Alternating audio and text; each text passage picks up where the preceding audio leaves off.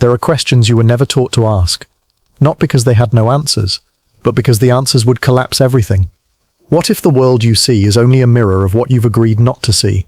Every rule you follow, every truth you defend, might be scaffolding built from silence.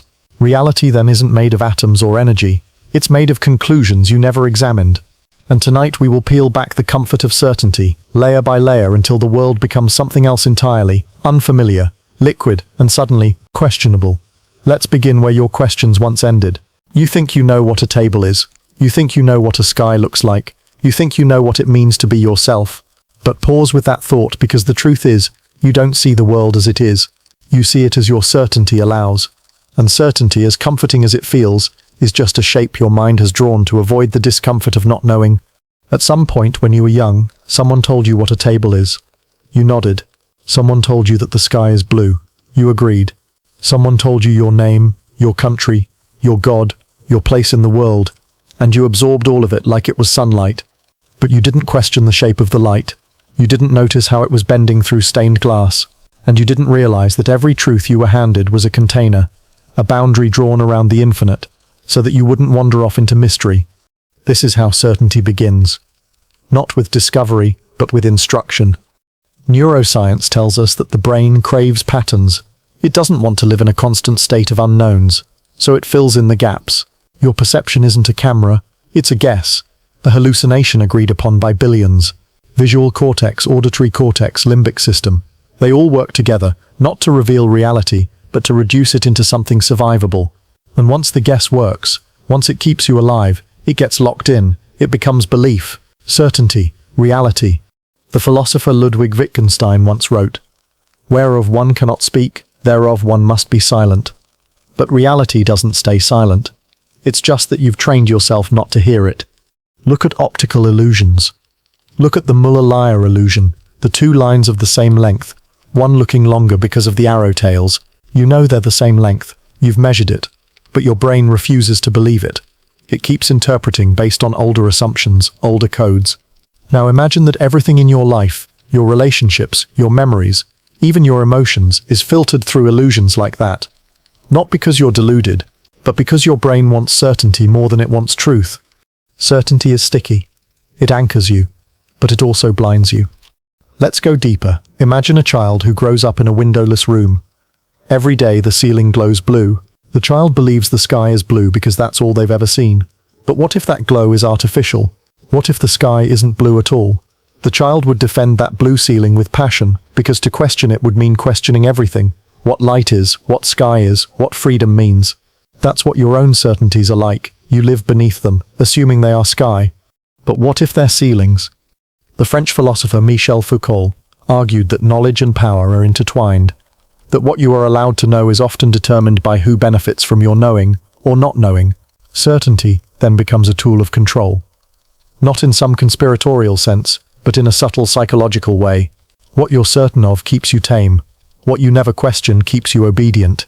If reality is built from unasked questions, then those who teach you not to ask are the silent architects of your perception. Consider how language shapes reality. The word tree is not a tree. It's a sound, a code, a tag you place on a living thing. But the moment you name it, you stop seeing it. It becomes familiar. Just another tree. You no longer notice the curve of its branches, the gnarled roots, the whisper of leaves. Your certainty, this is a tree, has erased its mystery. Now apply this to bigger concepts.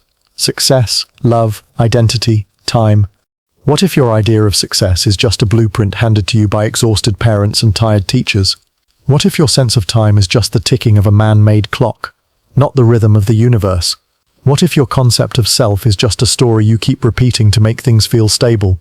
Here's the paradox. Certainty feels like safety, but it might be the very thing keeping you from actually seeing the world. There's a psychological term for this: confirmation bias. It's your brain's tendency to search for, interpret, and remember information in a way that confirms what you already believe. In other words, you don't just believe what's true, you believe what fits into the shape of your existing certainty. You ignore the rest. You build your world like a sculptor, chiseling away everything that doesn't look like what you expected. And so reality is not what is, but what survives your refusal to look deeper. Let that settle. Because tonight, in this quiet space, You're doing something unusual. You're not trying to fall asleep. You're trying to wake up. Not with your eyes, but with your awareness. You're letting the questions in, and with each question, the shape of certainty begins to tremble, to melt, to lose its edges. You might not have answers. That's okay. What matters is that you notice the walls you've never pressed against, that you touch the shape of your beliefs and ask, who drew this line? That you look at the obvious and ask, who decided this was obvious? Because the shape of certainty is only solid if you never poke it. And you just did. You don't believe everything you see. You see what you already believe. And then, like shadows on a cave wall, you mistake those familiar patterns for truth. But behind every belief, behind every certainty, there are shadows you've trained yourself not to notice. Because to notice them would mean admitting that your map of reality isn't the territory, that it never was. Every belief you hold has a hidden cost. Not just in what it includes, but in what it excludes. Every time you say this is how it is, you're also saying, quietly, and everything else is not. But what if everything else is where the truth lives? Think back. When did you first start to believe in fairness? In punishment? In hard work leading to reward? These aren't natural laws, they're scaffolding, inherited patterns, passed down by voices that also carried their own shadows, generational fears, political convenience, cultural illusion. You were handed these ideas like a mirror, but you never checked who was standing behind it. You didn't ask where the light was coming from. Because belief is not neutral. Psychologists have long studied the phenomenon known as motivated reasoning.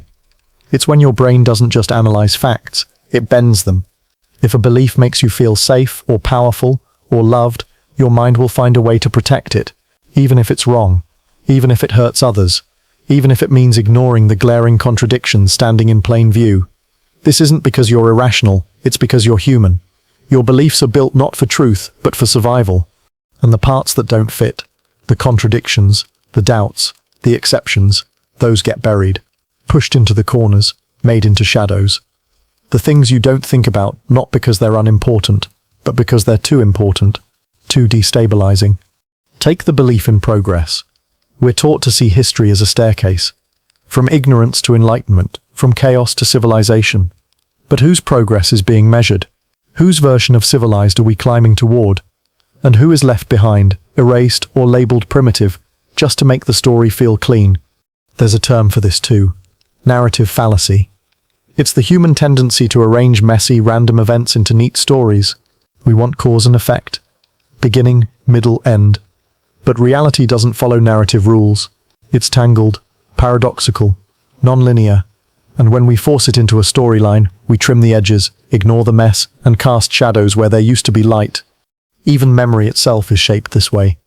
You think you remember the past, but what you remember is the version that fits your identity now, the version that supports your current beliefs. Everything else, repressed, edited, forgotten. Think of your mind as a theater. Your beliefs are the spotlight, and anything outside that beam, no matter how real, fades into darkness. Those are the shadows beneath belief, the truths that don't get applause, the questions that never get asked. Here's where it gets strange. The more you cling to your beliefs, the less you can actually see. And yet, the more certain you feel. This is the illusion of explanatory depth. It's a cognitive bias where people believe they understand complex systems like politics, morality, or even the human brain far more deeply than they actually do. Ask someone how a bicycle works, most will say they know, but ask them to draw it or explain the mechanics in detail, and the illusion collapses. The same happens with belief. We carry them with confidence, but when pressed, really pressed, we often realize we don't understand them at all. Why do you believe what you believe? Because it feels true? Because it's what your parents believed? Because it helped you survive something painful? Because it's easier than starting from scratch? And yet, what happens when a belief cracks? For most, the instinct is to defend it, patch it, distract from the fracture. But what if you didn't? What if you sat with the discomfort? What if you let the doubt expand, not to destroy the belief, but to see what was hiding underneath it? Because sometimes, it's not the belief itself that's dangerous. It's the shadow it casts, the thing it refuses to let you see. Like a flashlight aimed too narrowly in a vast cave, your belief illuminates one truth while hiding 10 others. Let's ground this in a metaphor.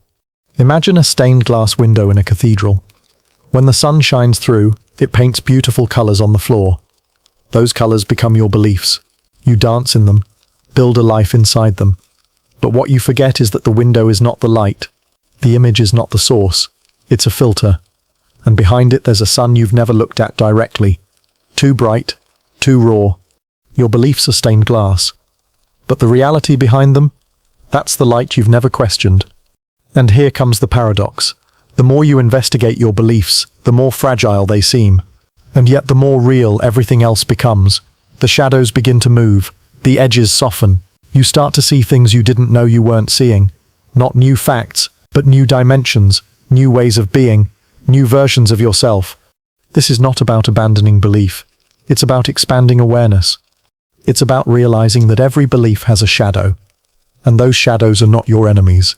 They are doorways, waiting to be opened, waiting to be noticed. So tonight, ask yourself not just what you believe, but what those beliefs might be hiding. And in that silence, listen closely. There are truths beneath your truths. And they're whispering your name. There are questions that arrive like lightning, like breath, like gravity pulling a thought toward itself. And then there are the other ones, the ones that never arrive, not because they aren't needed, but because they were quietly placed behind a velvet rope in your mind, out of bounds, off limits, so normalized by the structure of your upbringing, your culture, your language, that it never occurred to you to even raise your hand and say, "Wait, why?" These are the questions you never ask. Not because you're afraid of the answer, but because you've been trained not to notice the absence of the question at all. Think about that. The most dangerous limits on your thinking are not the answers you're told, but the questions you're never allowed to formulate. In school you were taught to raise your hand, to wait your turn, to ask good questions. But what defines a good question? One with a clean answer, one that fits the syllabus, one that doesn't shake the scaffolding. But the mind doesn't grow from clean answers. It grows from the untamed, the uneasy, the unasked. Psychologist Daniel Kahneman wrote about System 1 and System 2 thinking two modes of cognition. System 1 is fast, instinctive, automatic. System 2 is slow, effortful, deliberate. Most of your daily life runs on System 1. You don't question why red means stop, why Monday is the start of the week, why you say I as if it's a thing that exists outside of grammar. These are reflexes, not reflexes, not reflexes. But buried within System 2 are questions that make the lights flicker, that make time slow down, that make your spine straighten, not out of fear, but recognition. The recognition that something sacred is being disturbed, the veil lifting. Why do I trust authority figures by default? Why do I fear failure so much? Who taught me that? Why do I need purpose? Who said life has to mean something? These aren't comfortable questions. They're not even always productive, but they are honest. And honesty, deep, existential honesty, is something most people never truly experience, because it requires unlearning before it ever allows knowing. Let's look at a simple object. A chair. You never question the shape of a chair. 4 legs. Back support. A seat. Obvious, right? But that shape is based on centuries of cultural norms, material limitations, body assumptions. It's not the chair, it's a chair. What if your body bent differently? What if your culture sat in circles on the floor? The idea of a chair wouldn't exist, and yet you'd never notice its absence, because you wouldn't know what you were missing. Now apply that to your values. What if justice is a question you've never really asked?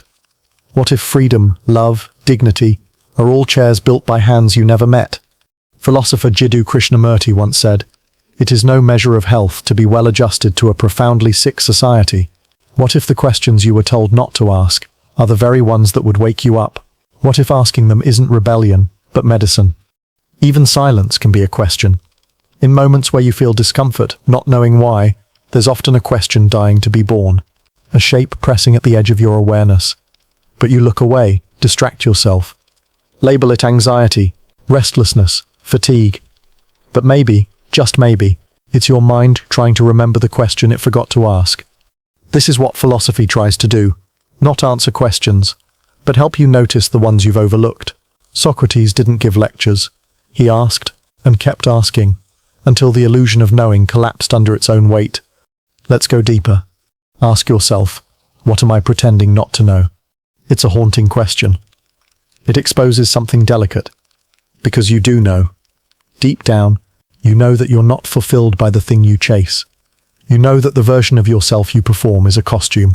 You know that the voice in your head isn't really you, but a collage of everyone you've ever tried to please. But to admit that would dismantle so much. So instead, you scroll, you eat, you keep busy, you succeed, you repeat. And the question stays in the shadows. Even in science, progress is often slowed not by lack of evidence, but by lack of imagination. Thomas Kuhn called it paradigm blindness, a state where the scientific community becomes so invested in a model of reality that it simply cannot see the anomalies, until one day, someone asks a forbidden question. What if the Earth revolves around the Sun? What if diseases are caused by invisible organisms? What if time isn't constant? And suddenly, the model breaks. Reality reshapes. The most terrifying part. That can happen inside your mind too. One unasked question is all it takes to unravel the narrative. What if I'm not the protagonist? What if life doesn't need a meaning? What if I never needed to be good? These aren't nihilistic thoughts. They are liberating, because they free you from the tyranny of invisible scripts. Tonight, as you listen, you are not here to be entertained. You're here to ask, not with your mouth, but with your being. To sit with the gaps, to feel the absence, to let the questions you've avoided show their faces. They might not speak in words. They might arrive as discomfort, as tears, as laughter at the absurdity of it all. But they are here, finally, after all this time. You are not empty. You are full of unopened questions. And each one is a door. All you have to do is knock. You were never handed a manual when you were born. No pages labeled truth, meaning, or self. And yet you behave as if one exists, somewhere, hidden behind your upbringing, your language, your reflexes. But this manual wasn't written by you. It was assembled quietly, stitched from television commercials, bedtime stories, classroom posters, religious metaphors, polite corrections, small punishments, awkward silences, a manual without a cover, a guide without a name, and the strangest part, you follow it without ever having read it. This is the invisible construction manual of your reality. Every day, without realizing it, you consult it. You ask it what is acceptable, what is embarrassing, what counts as love, how far to dream, and when to stop questioning. But the answers don't come in sentences. They come in feelings, shame, pride, fear, relief. You don't think, the manual says this is wrong. You simply feel the discomfort, the tightening in your chest, the heat on your face, and adjust your behavior. Just like that. The instructions are obeyed, and you move on, never knowing they were there to begin with. You weren't taught the manual. You absorbed it. Developmental psychologists talk about implicit learning, the process by which humans, especially children, unconsciously learn patterns without being explicitly taught. A baby doesn't study grammar. It hears language, feels patterns, and forms invisible rules. The same happens with behavior. You watch how your parents react when you cry, how teachers respond when you challenge them, how friends shift when you say too much, and slowly, without ever intending to, you start building internal instructions about what is real, what is safe, and what is true. But what happens when the manual is wrong? What if it was written by people who were scared, limited, misinformed, or trying to protect themselves? What if it told you to silence your curiosity, to fear your body, to distrust your joy? What if its instructions made you build a life that looks right from the outside but feels hollow on the inside? That's the danger of a manual you don't know you're following. You can't edit what you don't see. Take something as simple as eye contact. In some cultures, it's a sign of respect. In others, it's seen as aggressive or inappropriate. There is no universal rule, but the manual in your mind says otherwise. It whispers, this is how you behave, without explaining why. And so, you judge others, or yourself, based on instructions you never consciously agreed to. These instructions shape your perception of time, of morality, of success, of love. You think you're chasing goals, but often you're just following steps outlined in invisible ink. Get a good education. Make your parents proud. Find someone who chooses you. Make money doing something that sounds impressive. Don't cry too much. Don't ask too many questions. Don't be too different. Do these sound familiar?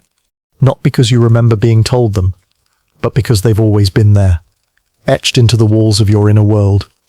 Not written in words, but in nods, sighs, punishments, and rewards. the silent curriculum of existence. Even your emotions are shaped by the manual. You feel guilt not because something is inherently wrong, but because your internal instructions said, "This isn't how someone like you should behave." You feel pride, not because you've done something real, but because it matched a line item that was labeled good. It's not the act itself, it's whether it aligns with the construction you've internalized. So here's the question. What would it feel like to see the manual? To hold it in your hands and flip through its pages? To question every rule, every line, every should and shouldn't? It would be terrifying and liberating. Like waking up in a house you've lived in your whole life and realizing it was built on sand. The walls feel like home, but the foundation starts to tremble. And still, you keep flipping pages. You might find a rule that says, "Don't speak unless you're sure." You remember school, the laughter, the wrong answer. You scratch that one out. Another one reads, "Only rest when you've earned it." You remember your father working through holidays, the pride in exhaustion, the shame in stillness. You hesitate, then cross it out too. One more line. Be strong, even when you're breaking. You close the manual. Your hands are shaking. And that's when you realize something. The manual was never real. It was a placeholder, a guide made of echoes. It helped you survive. It helped you belong. But it was never the truth.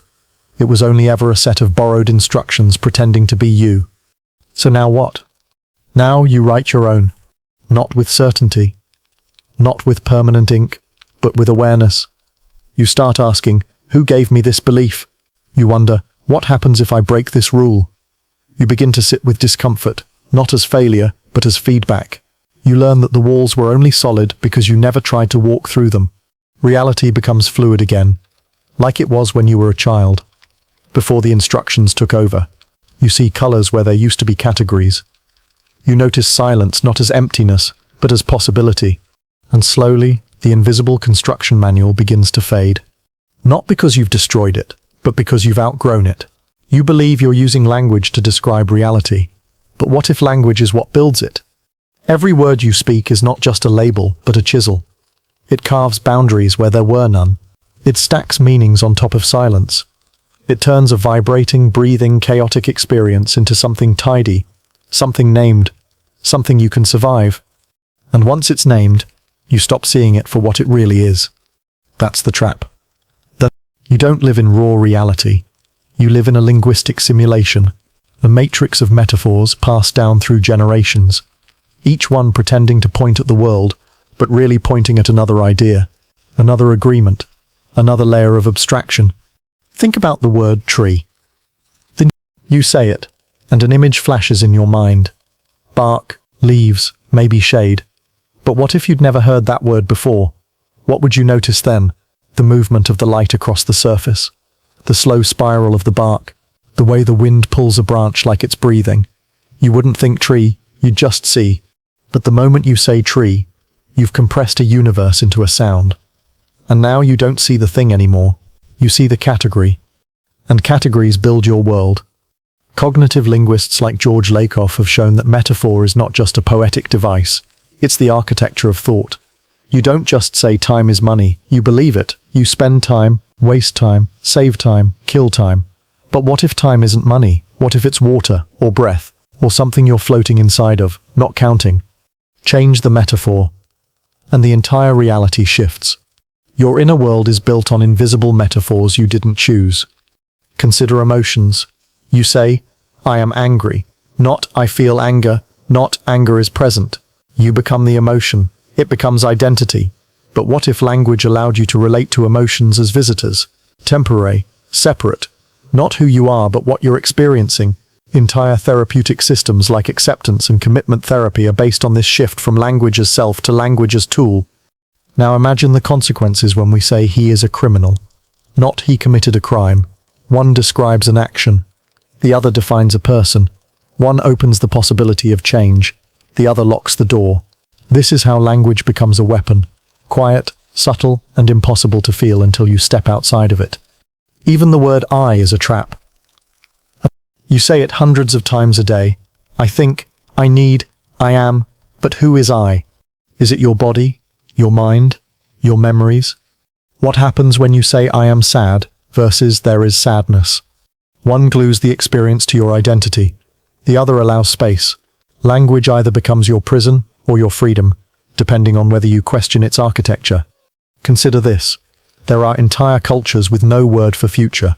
They live in languages that don't segment time the way English does. And studies show these speakers are more likely to save money, plan long-term, and feel a different relationship to consequence. Not because they believe something different, but because their language doesn't divide time the same way. So what does that say about you? Your beliefs about self, time, morality, even reality, may not be yours at all. They may be inherited from the grammar you learnt before you even had memory. Language didn't just shape your thoughts. It pre-selected what you were allowed to think. Lera Boroditsky, a cognitive scientist, once studied an Aboriginal group in Australia whose language doesn't use left or right. Instead, they use cardinal directions for everything. There's an ant on your southeast leg. Move your cup to the north-northeast. Because of this, they're always aware of which direction they're facing, even as children. Their language didn't just describe space, it shaped their spatial perception, literally rewired their brain's orientation abilities. Now think about your own language. How does it shape your reality? You say sunrise, but the sun doesn't rise. The earth rotates, and yet your entire experience of morning is built on a poetic illusion embedded in a single word. That's the power of language. To turn movement into stillness, to turn uncertainty into definitions, to turn mystery into instructions. Language is not neutral. It creates borders. It edits reality. It gives you a sense of control over things you do not understand. And the words you never learned?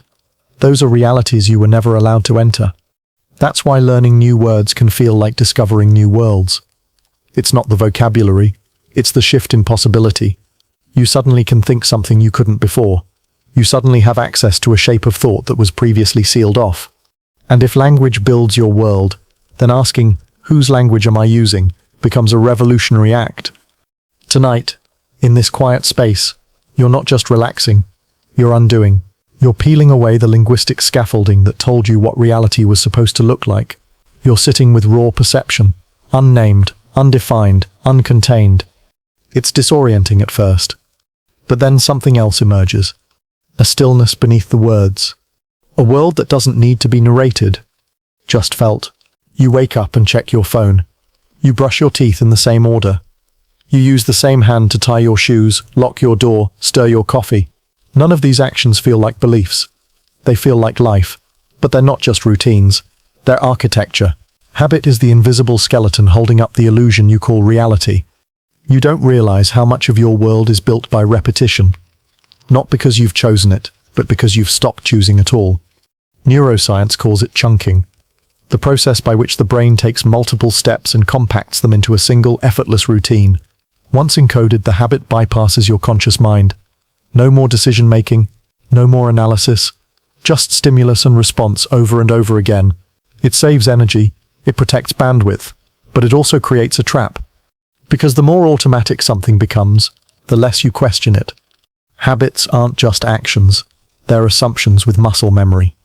You greet people with the same smile. Even when you're not okay, you answer, "I'm fine," before you even check if it's true. You nod along in meetings, not because you agree, but because that's what's expected. And over time, this choreography of survival becomes the foundation for your sense of self. But what if the self you perform isn't the self you are? What if your reality is built on habits you inherited from a version of you that no longer exists? Psychologists estimate that 40 to 50% of your daily behavior is habitual. That means half your life may be unfolding not from intention, but from programming. And if reality is built from what you refuse to question, then habit is the most efficient way to keep you from questioning anything at all. Because habit doesn't feel like belief. It feels like gravity. Just something that is. Let's say you walk into a room and sit in your usual chair. You do this every day. No one tells you to. No one forces you. But you feel a pull toward that one spot. It feels right, comfortable, normal. Now imagine that chair is your job, your religion, your gender role, your coping mechanism. Still comfortable, or just familiar? That's the architecture of habit. It makes the familiar feel correct, and the unknown feel unsafe. And so you stick to what you know. You build your life within lines you don't remember drawing. You decorate the cage, call it home. Charles Duhigg, in The Power of Habit, describes the habit loop. Cue, routine, reward. Something triggers you, you respond automatically, and you get a payoff, relief, comfort, distraction, validation. This loop gets reinforced, over and over, until the loop becomes a law, and the law becomes a belief, and you forget it was ever optional. But here's the twist. Habits also shape perception, not just behavior. If your habit is to avoid confrontation, you begin to see conflict everywhere, even when it isn't there. If your habit is self-doubt, then every compliment feels suspicious. Every neutral face becomes judgmental. Your mind begins editing reality to match the emotional habits it has learned to serve. And so, you don't just live your habits. You see through them. They become the lenses that color your entire world. Let's take this deeper. There's a habit beneath your habits. A habit of attention, where you place your awareness without realizing it. You focus on danger, on failure, on the next thing, the next threat, the next goal, and this becomes your reality. A reality where rest is guilt, joy is fleeting, and stillness is indulgent. But attention is currency, and where you spend it determines what your world feels like. You can train attention, you can rewire it, but only if you pause long enough to notice where it's already going. And that's the hardest part. Because the architecture of habit is designed to keep you asleep, to keep you moving, to keep you from realizing that you're living inside a building you didn't design. But tonight, you're slowing down. You're noticing the walls, the patterns, the unconscious paths, the behaviors that feel so you, but may have nothing to do with who you actually are. This is the first crack in the architecture. Because once you see the structure, you can begin to change the blueprint. You can question, why do I always check my phone first? Why do I feel incomplete when I'm alone? Why do I need to be productive to feel worthy? Who told me that silence is awkward, that kindness is weakness, that ambition is survival? These aren't flaws. They're echoes. Echoes of a culture, a childhood, a trauma, a pattern. And every time you ask why, the echo weakens, the scaffolding shakes. You start to see that habit is not just what you do, it's how you are. And that realization doesn't destroy the architecture. It frees you from living in a blueprint you never chose. Because when you can question the habitual, you make room for the intentional. You make room for a different kind of reality. One where nothing is automatic. And everything is awake. There's a strange warmth in assumption. A safety. A softness that says, you don't have to think too hard. Just go along. Assumptions are like background music. Always playing, never questioned, shaping your mood, shaping your actions, shaping your world without asking permission.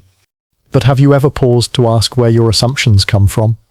You assume you'll wake up tomorrow, that gravity will hold, that people mean what they say, that your reflection is you. These feel like facts, but they're not. They're agreements, shortcuts, patterns carved so deep into your mind that they've become invisible. But just because something feels natural doesn't mean it's true. That's the problem with comfort. It dulls the edge of inquiry.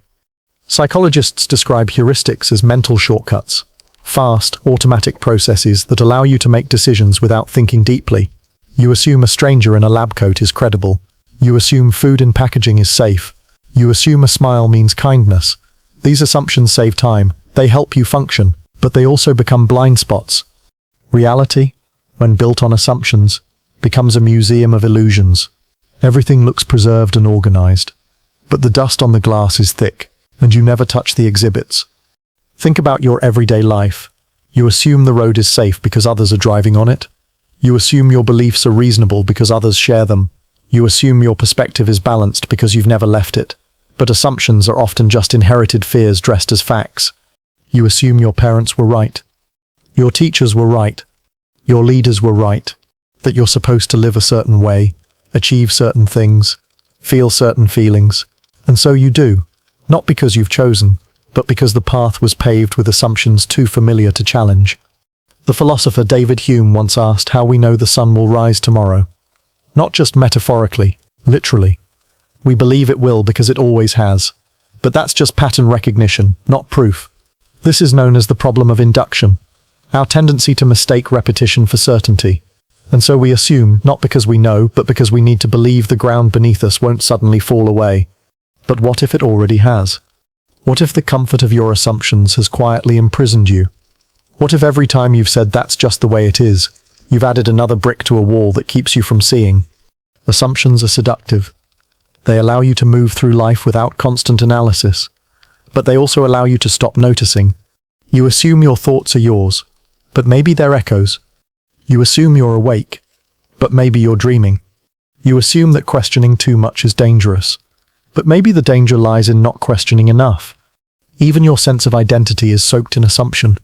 You assume your personality is fixed, that you're introverted or extroverted, that you're good at some things and bad at others. But most of those ideas came from moments that happened long ago, labels slapped onto you before you even had the chance to ask who you were. And once something is assumed, it becomes invisible. Invisible, but not inactive. Assumptions don't just influence perception, they filter experience. You assume someone dislikes you, so you read their silence as judgment. You assume you're not creative, so you don't try to paint. You assume the past defines you, so you stop imagining a different future. This isn't just passive belief, it's reality editing in real time. Assumptions act like script notes in a play you don't remember auditioning for. You hit your mark, recite your lines, appear authentic, but somewhere deep inside, there's a whisper. Whose story is this? And here's the paradox. Assumptions feel like freedom because they reduce choice. But true freedom only begins where assumptions end. That's why philosophers meditate, why monks sit in silence, why seekers retreat from noise. Not because silence is peaceful, but because it reveals the assumptions that noise covers up. What if happiness doesn't look the way you thought? What if success isn't about climbing, but sinking deeper, inward? What if your purpose isn't found through doing, but through undoing? These are not easy questions. They don't come with answers wrapped in language. They come as tension, as vertigo, as a sensation of your inner scaffolding shifting. And that's a good sign, because to question an assumption is to invite transformation. To say, maybe I don't know, is not weakness, it's wisdom. In Zen Buddhism, they speak of beginner's mind, a mind that approaches every moment without assumption, not because it's ignorant, but because it's free to see the world as it is, not as it was explained. So tonight, notice the comfort. Notice how your mind tries to settle into the familiar, to explain away the strange, to smooth out the wrinkles in your awareness. That's the pull of assumption. Now resist it. Just enough. What now? Let the silence stay a little longer before you label it awkward. Let the emotion swell before you name it sadness or fear. Let your thoughts pass without trying to pin them down. Assumption is the desire to know before knowing. But there's power in waiting, in wondering, in letting reality speak in its native tongue. Mystery. You think you remember everything exactly as it happened. You think your thoughts arise naturally. You think you are the narrator of your own life. But what if behind every memory, behind every perception, behind every version of you, there's something editing the story? Not censoring it, not lying, just trimming, adjusting, rearranging, quietly, automatically. This is the hidden editor of the mind. And like all good editors, it works best when unnoticed. Its job isn't accuracy. Its job is survival, stability, coherence. You experience hundreds of sensory events every moment. Sights, sounds, thoughts, feelings. But your conscious mind can't hold all of it. So the editor steps in, snipping frames from your internal film reel, smoothing the transitions, removing scenes that don't fit the plot. And just like that, reality becomes a highlight reel.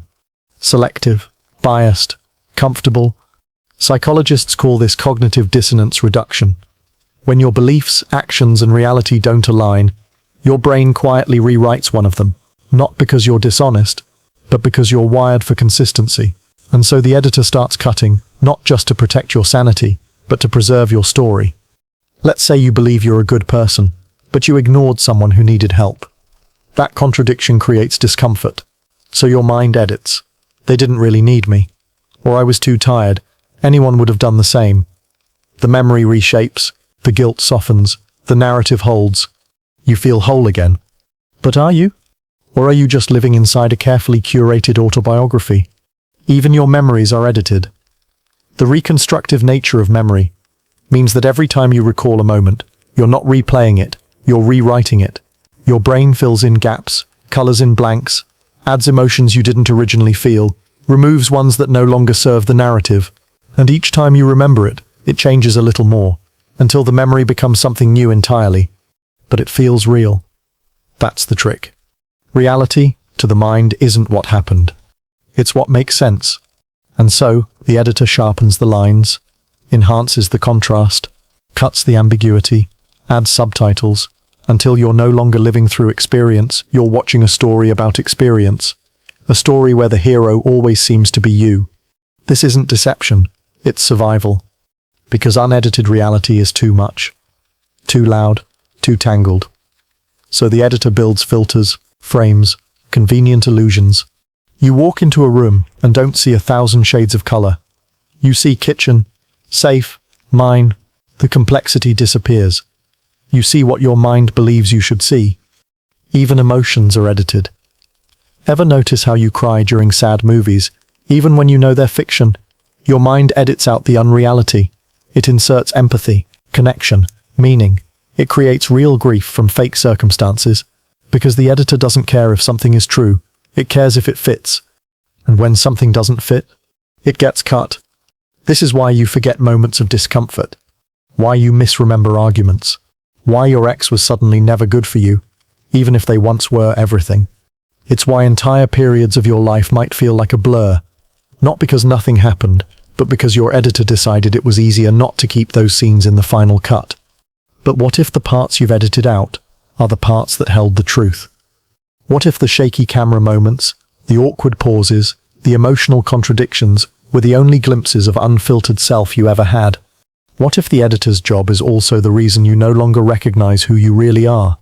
Because the editor doesn't care about authenticity. It cares about narrative.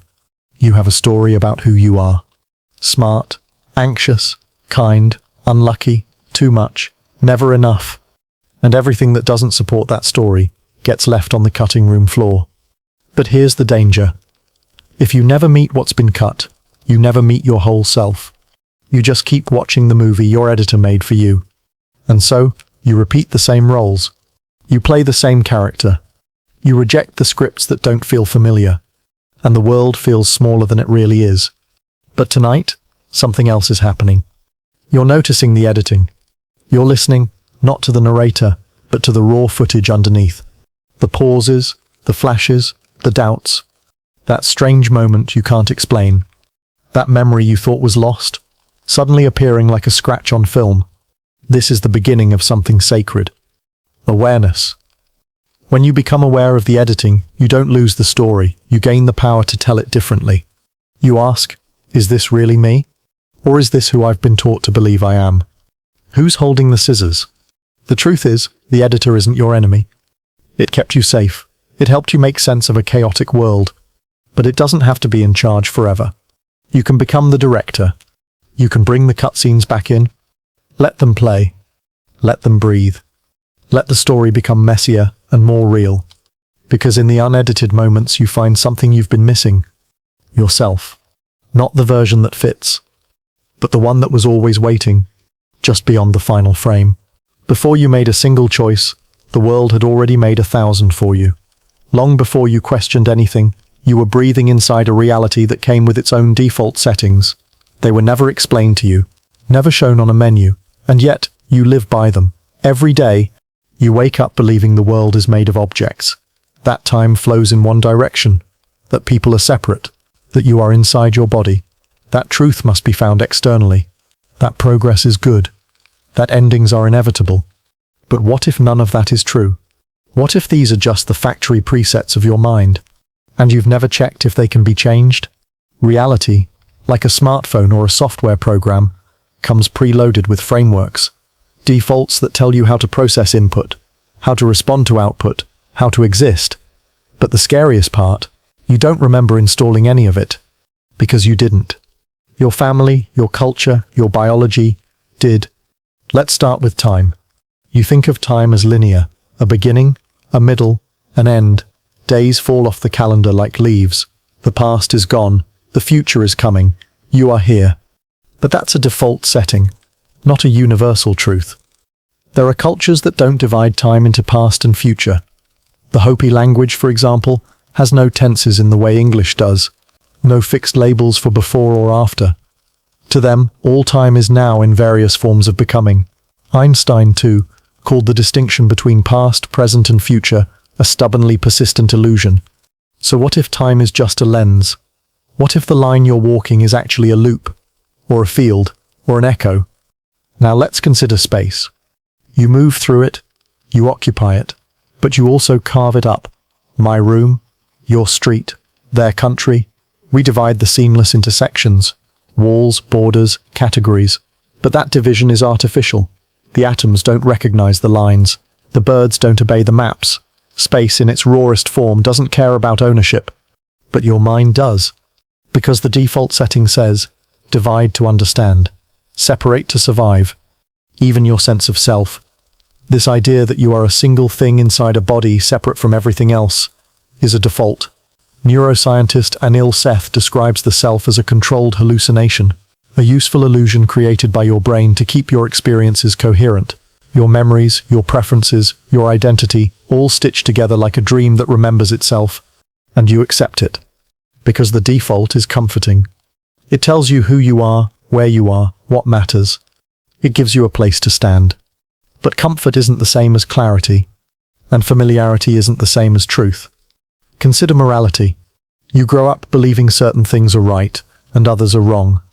Not because you reasoned through every ethical system, but because your environment installed a moral operating system, one that matches your culture, your class, your time in history.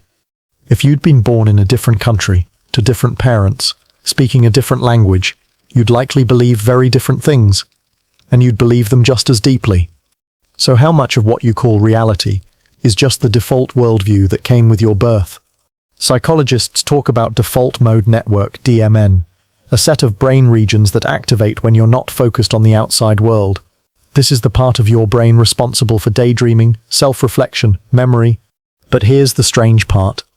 The DMN also reinforces your sense of ego. It's the internal narrator, the one that says, this is who I am. This is what the world is. This is how things are. It's the background noise of assumption, and it runs by default. But when people meditate deeply, take psychedelics, or experience trauma, the DMN can quiet, and what they often report is the same. The collapse of boundaries, the disappearance of time, the feeling of being connected to everything. The default settings go silent, and something older, deeper, more real begins to emerge. That's what this section is about. The possibility that your everyday sense of reality is not reality itself, but just one version of it. One configuration, one sandbox mode. It's like waking up inside a video game and never checking the options menu. And tonight, you're opening that menu. Not to change anything. Not yet. But just to see what's been switched on all this time. The belief in separation. The obsession with meaning. The addiction to urgency. The reverence for identity. What if you could toggle those off? What would remain? Would you disappear? Or would you finally see clearly? Maybe reality isn't built from what's there. Maybe it's built from what's left after you remove everything you never questioned. So tonight, while the world sleeps, ask yourself, what are my default settings? And who was I before they were installed? There's nothing more invisible than the obvious. You walk past it, you think through it, you live inside it. But never once do you stop to ask where it came from, or why it feels so certain. Obviousness is the final disguise of belief. And once something becomes obvious, it becomes sacred, immune to question, immune to doubt. But what if the things that feel most obvious are the things you should question most? You assume that a circle is round, that the sky is up, that you are inside a mind looking out. You assume thoughts belong to you, that reality exists whether or not you're paying attention, that other people see what you see, that there's a you to see anything at all. But what if those assumptions are just fog? What if obviousness is not the end of thinking, but the enemy of it? Cognitive scientists call this naive realism, the belief that we see the world exactly as it is, that our perceptions are accurate, that our conclusions are rational. And once that belief settles in, it becomes very hard to unseat, because anything that challenges it feels wrong. dangerous, suspicious. Not because it is, but because it doesn't match the obvious. But obvious is just another word for familiar. You didn't reason your way into believing the sun rises in the east. You just saw it happen enough times. You didn't analyze your way into your moral code. You absorbed it from glances, corrections, stories, approval. And once you've seen something enough, your brain marks it as known, and once it's marked, you stop examining it. This is cognitive closure. The psychological desire to reach conclusions quickly and avoid ambiguity. Your mind doesn't want to sit with complexity. It wants resolution, finality, obviousness. But the cost of closure is possibility. Let's try something. Imagine you walk into a room and see a table.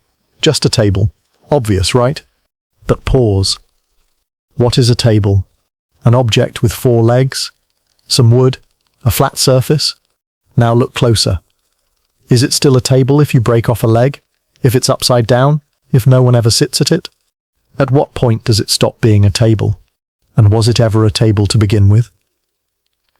Or was that just a name, one you accepted so fully, so deeply, that you forgot it was even a choice?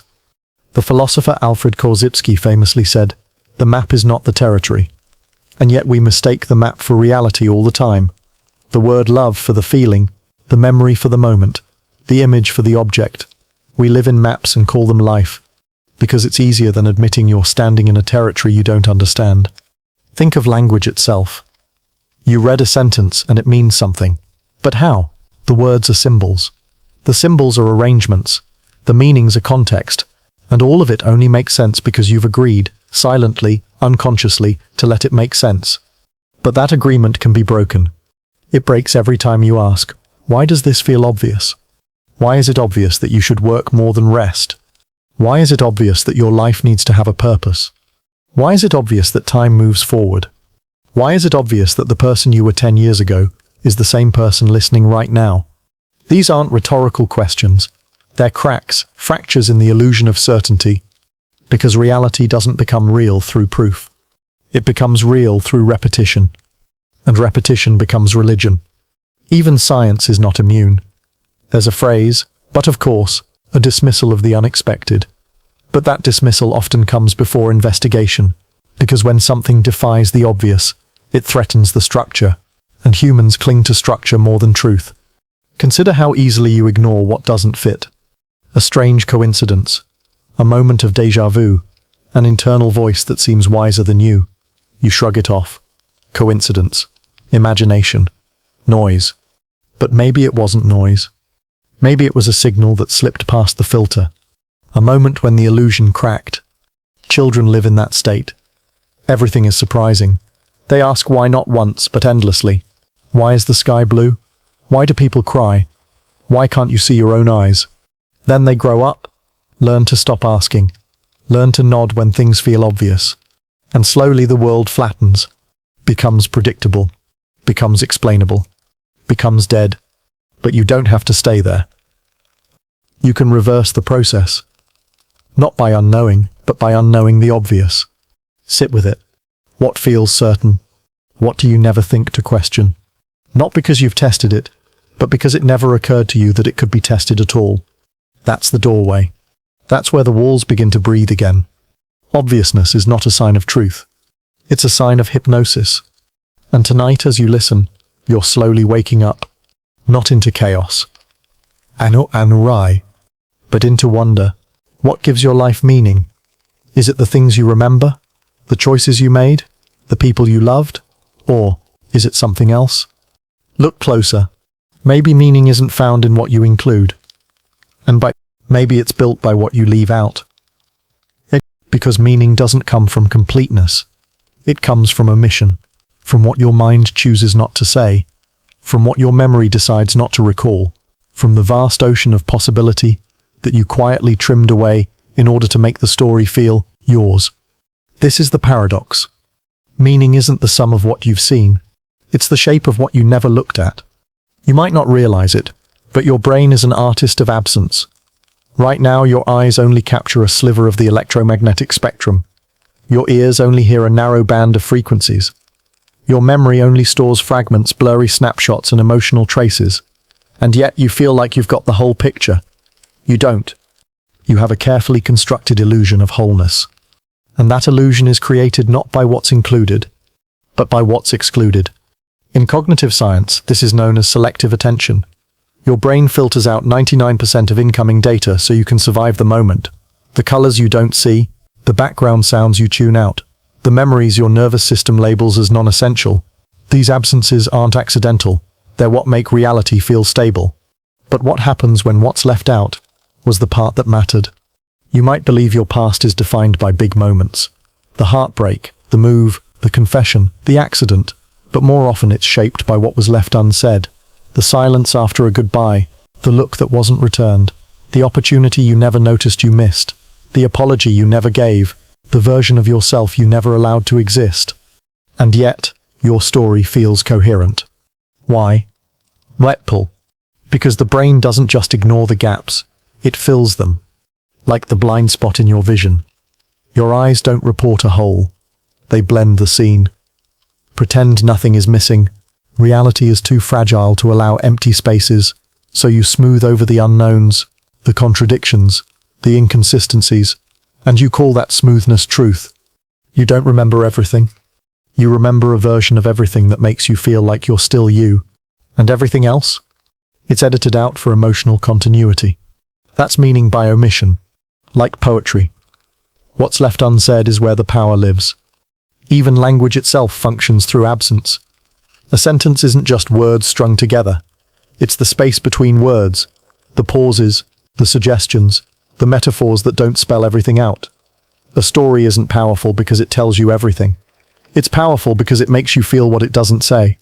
And your life works the same way. The beliefs you hold aren't just made of facts. They're made of everything you've left unexamined, everything you've avoided, everything you've deemed irrelevant. But what if the core of your identity is actually shaped by those absences? What if the parts of you that feel incomplete are the places where truth is hiding? There's a term in psychotherapy called the unlived life. It refers to the versions of you that were possible but never chosen, the dreams you dismissed, the risks you never took, the conversations you avoided. These missing pieces don't disappear, they become shadows, and those shadows follow you, not as regrets, but as invisible architects of your meaning, because to choose one path is to abandon countless others, and meaning isn't found in the path you took. It's found in the ones you turned away from, and the silence they left behind. Think of music. What makes a song beautiful? It's not the notes alone, it's the pauses, the rests, the beats that aren't played. Silence gives sound its rhythm. Without it, there's only noise. And in the same way, meaning is not what you hold on to. It's what you're willing to let go. But most people never think of it this way. They search for meaning in accumulation. More answers, more clarity, more certainty. But what if meaning isn't added? What if it's revealed by subtraction? You remove the lie, you peel away the story, you stop performing, you stop proving, and suddenly there's something underneath. Still, honest, unnamed, a shape your life has always circled but never touched. Tonight, while the rest of the world sleeps, you can begin to listen for it. Not by chasing it, but by turning inward and asking, what have I omitted from my story? What was too painful to keep? What was too strange to explain? What silence have I mistaken for truth? Because sometimes meaning isn't a thing you find. It's the echo of everything you didn't dare say out loud. You think you see the world, but what if you're only seeing what you're permitted to?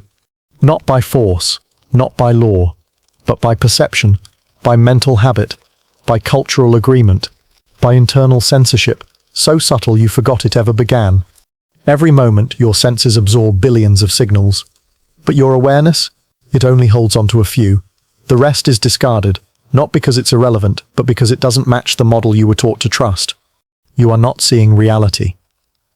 You're seeing a filtered version of it, curated by your mind's permissions. Some sights are allowed, others are pushed aside. Some truths are acceptable, others are quietly suppressed before you even realize they arrived.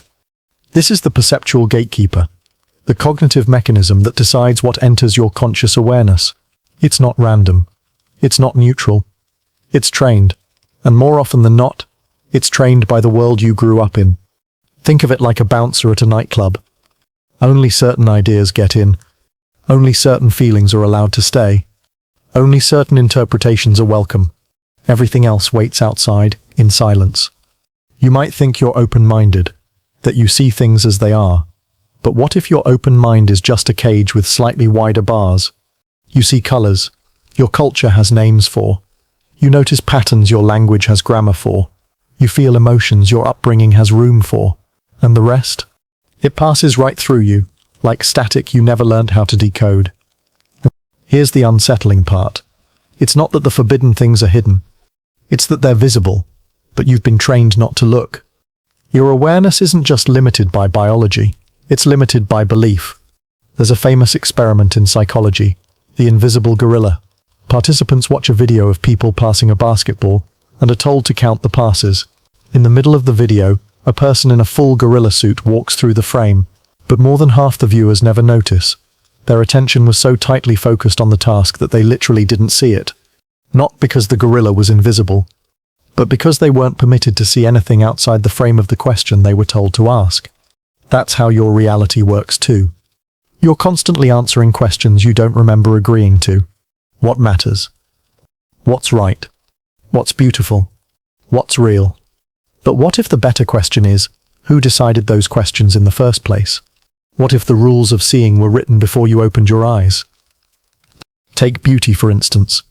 You think it's instinctive, but most of what you find beautiful was shaped by exposure, media, praise, repetition. You don't see beauty itself. You see permission to desire what you've been told is desirable. The same goes for fear. You fear the unknown because you've been trained to mistrust it. You fear silence because you've been told noise is normal. You fear being wrong because your reality punishes curiosity. But what if fear is just the signal that you're approaching something beyond your permitted boundary? What if discomfort is a clue that you're about to see something real? Because truth doesn't ask for permission, but perception always does. Even institutions reinforce this. Education tells you what's worth knowing. Religion tells you what's worth questioning. Governments tell you what's worth fearing. And slowly the boundaries harden. You become the shape of what you're allowed to perceive. And so, entire realities exist, just outside your line of sight. Not because they're hidden, but because you never knew you were allowed to look there. This is the tragedy of a life lived within permissions. You don't become who you are. You become who you're told it's okay to be. And the deepest parts of you, the wild, the contradictory, the mystical, the strange, get buried. Not because you rejected them, but because you were never shown how to see them in the first place. Tonight, that changes.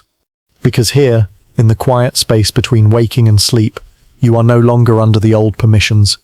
Here, you can question the act of seeing itself. You can ask, what am I not noticing?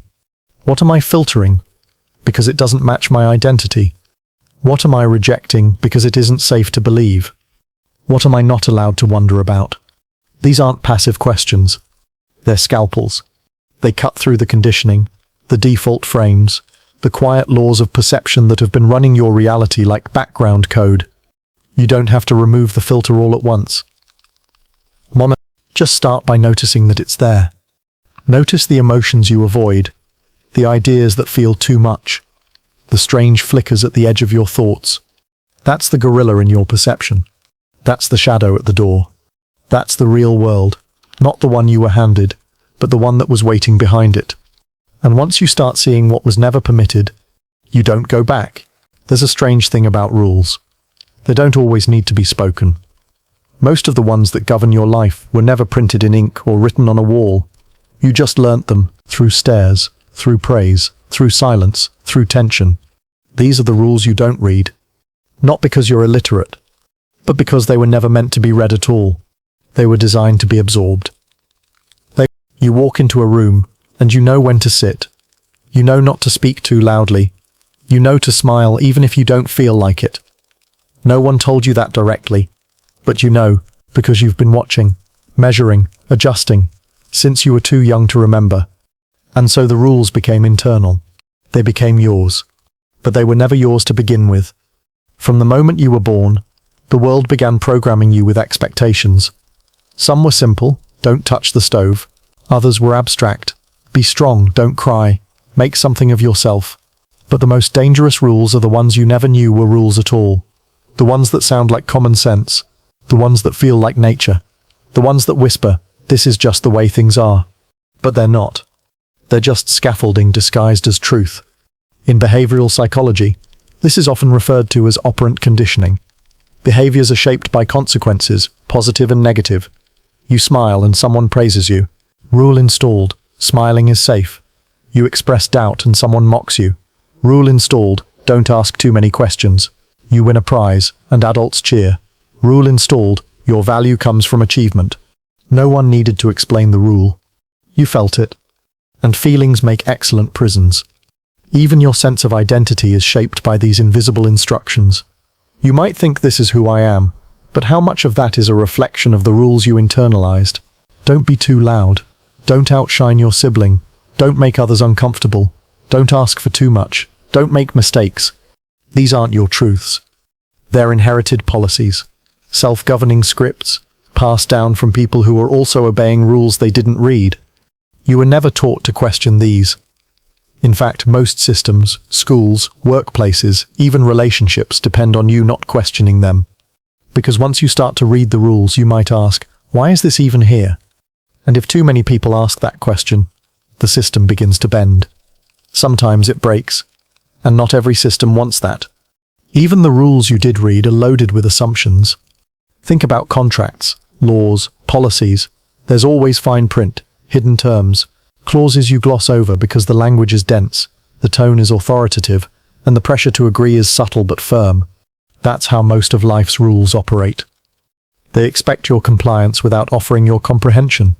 You don't get a chance to ask where they came from, or why they've never been updated, or who benefits from their enforcement. You just follow, and you follow so long.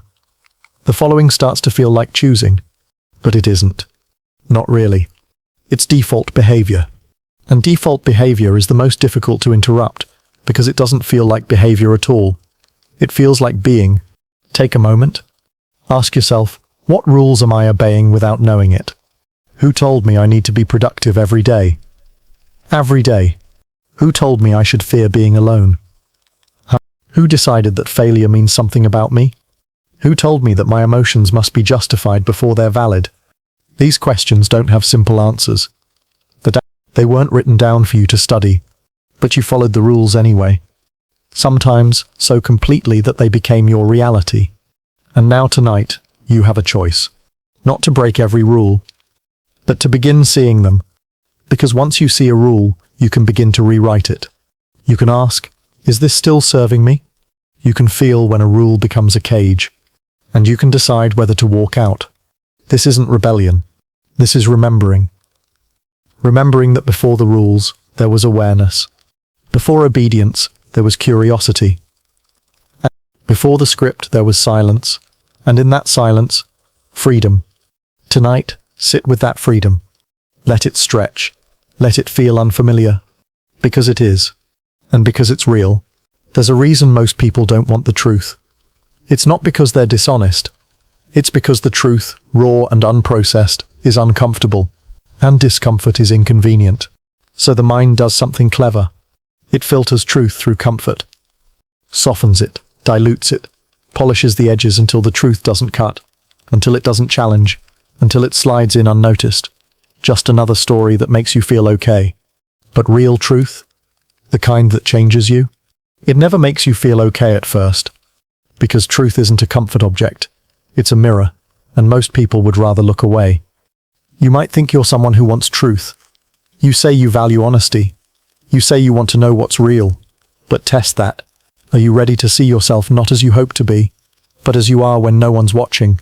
Are you ready to feel the things you've avoided feeling for years? The philosopher Blaise Pascal once wrote, "All of humanity's problems stem from man's inability to sit quietly in a room alone." Why? Because when you're alone, the filters begin to weaken, the distractions fade, and the truth, the full, uncomfortable truth starts to rise. Not just about the world, about you. But most people never get that far. Because we've built an entire culture on the premise that comfort equals safety.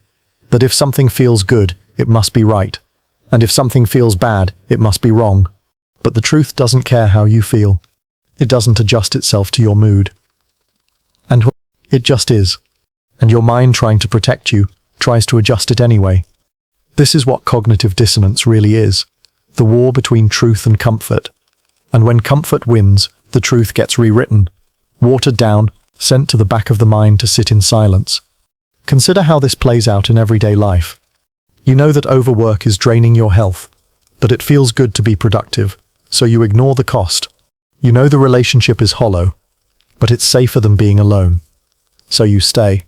You know that you're not being honest with yourself, but honesty would require change, and change would mean pain, so you filter.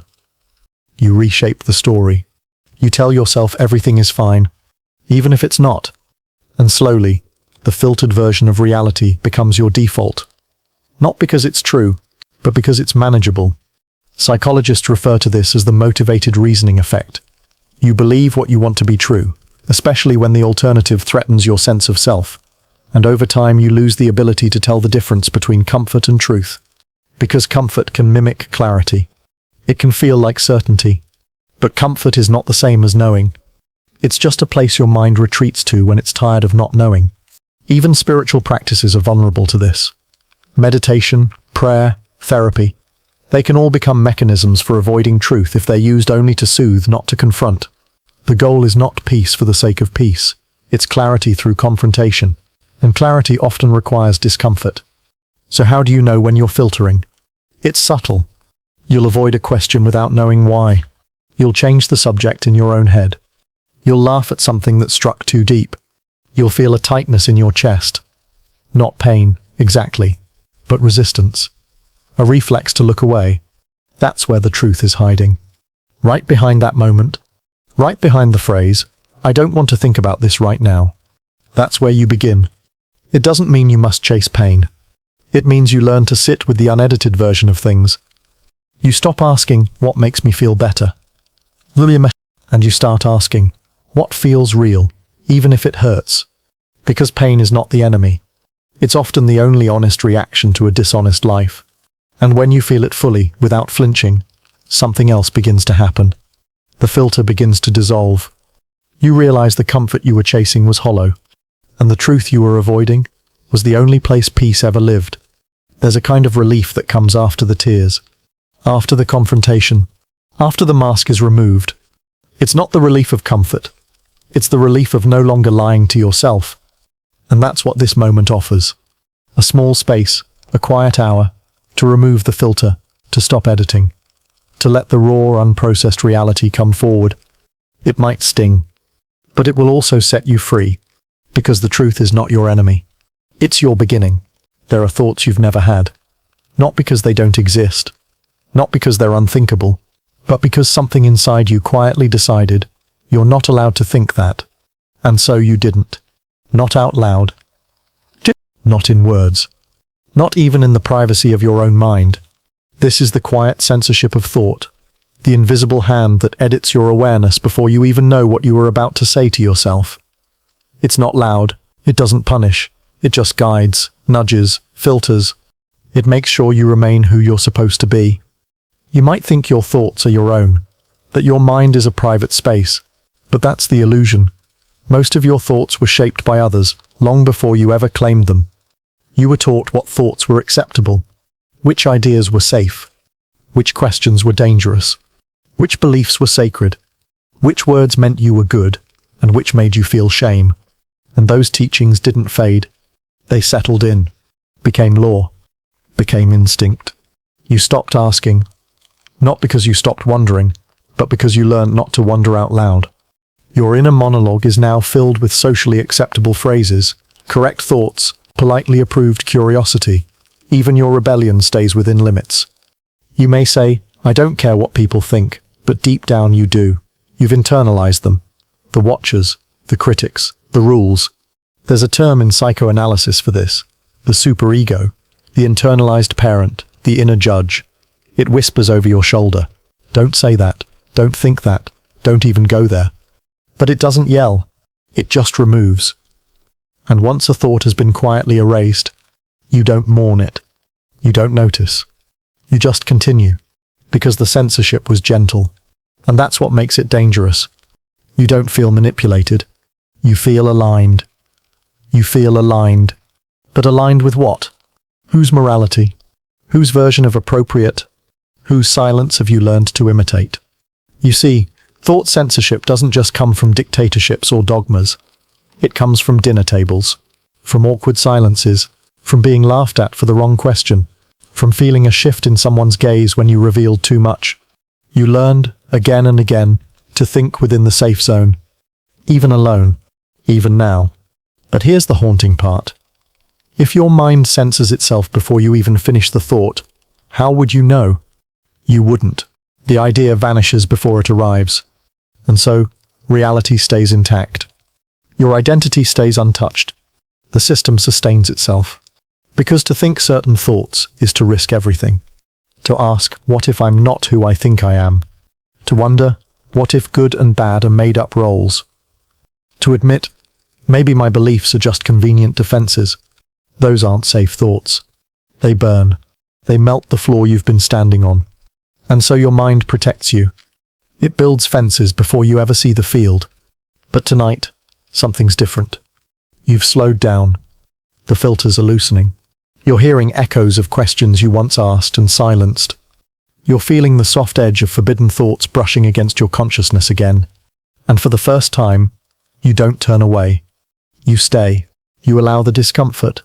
You listen without flinching. Because censorship only works when you're afraid of what you'll find. And maybe now, you're ready. To think the thought. To let it bloom. To follow it, not because it's right, but because it's true. Even if it breaks something, especially if it does.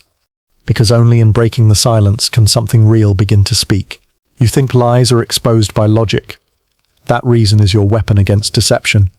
That the truth, when clearly explained, always rises. But what if logic doesn't just expose the lie? What if it also protects it? Not through distortion, not through chaos, but through perfect, careful, rational structure.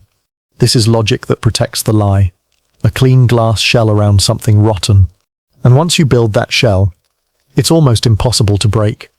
Because now the lie makes sense. You've probably seen this before, a friend trapped in a toxic relationship who gives you a dozen reasons why they're staying. A politician caught in contradiction who explains it away with polished rhetoric.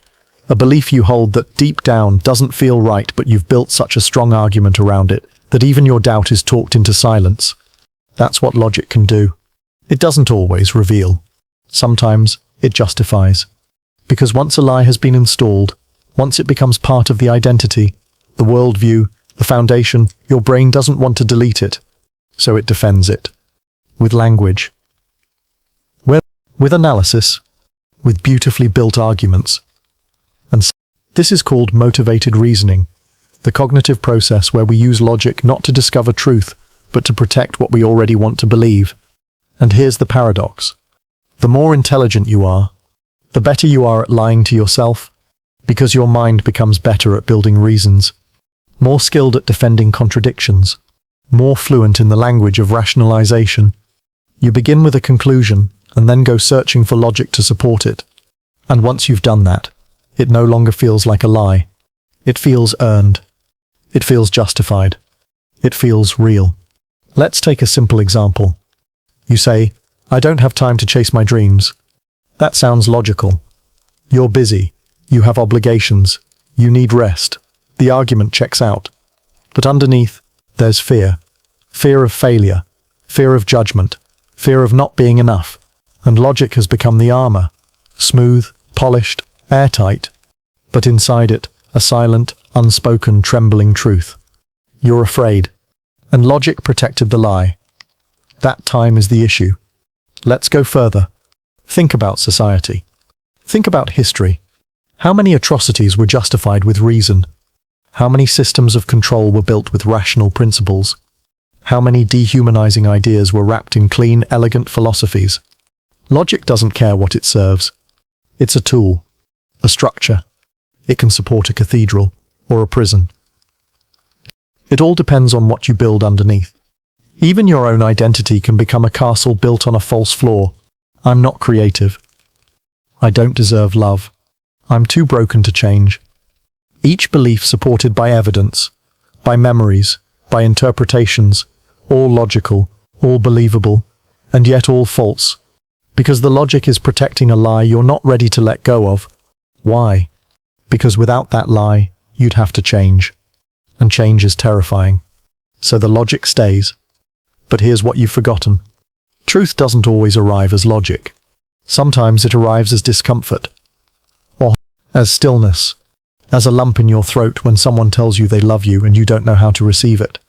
As a strange ache when you see someone living a life you secretly want. As resistance when someone questions the story you've built your life around. That's truth knocking. And logic is standing at the door, blocking it. Tonight, you can let it pass. You don't have to destroy your reasoning. You just have to ask, what is this logic protecting? What am I trying to prove? What would happen if I let this belief fall apart? Not every thought needs to be dissected. Some need to be felt. Some need to be sat with. Some need to be surrendered. Even if they're rational. Because the mind is not always the best compass. Sometimes the lie is the most logical thing you've ever believed.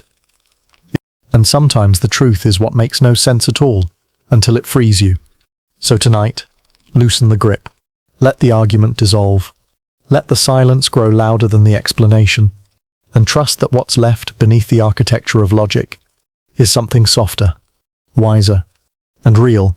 You think you understand the world, that your life is framed by facts, common sense, and personal experience.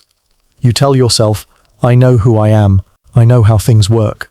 But what you rarely consider is the structure around that knowing, the quiet architecture that holds it all together. And it's more fragile than you think. Your understanding of reality isn't built from truth. It's built from frames.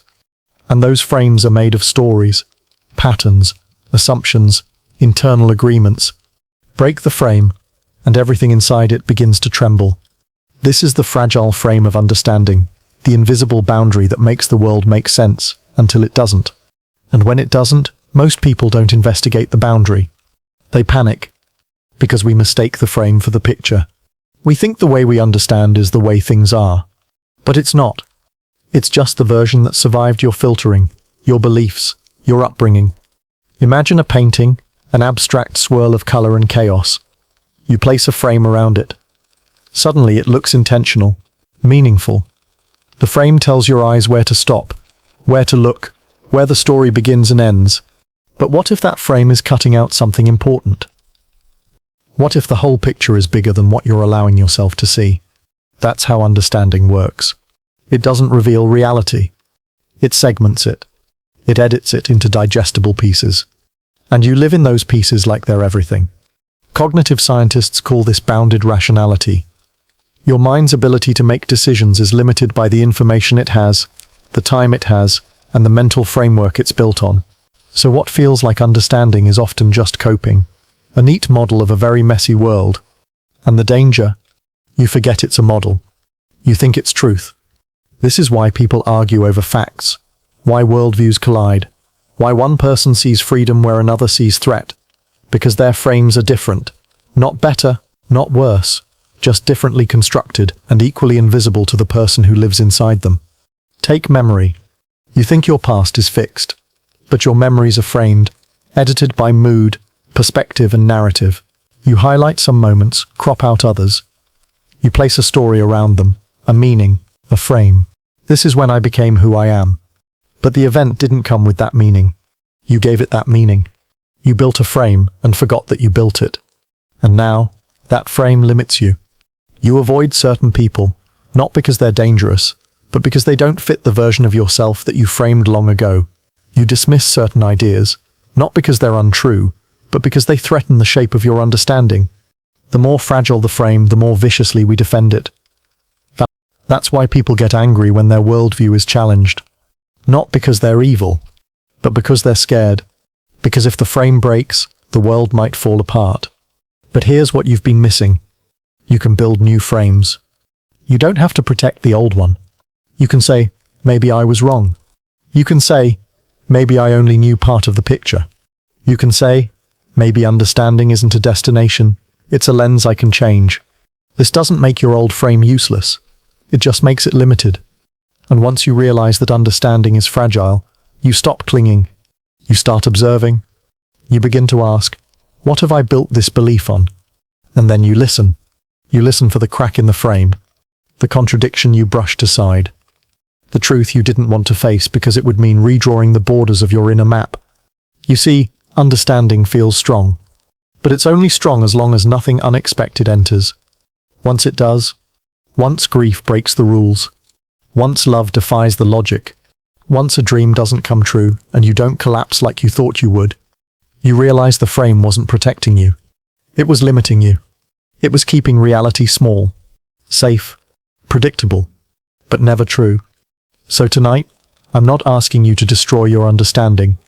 Just notice its edges. Notice where your ideas stop. Notice where things stop making sense.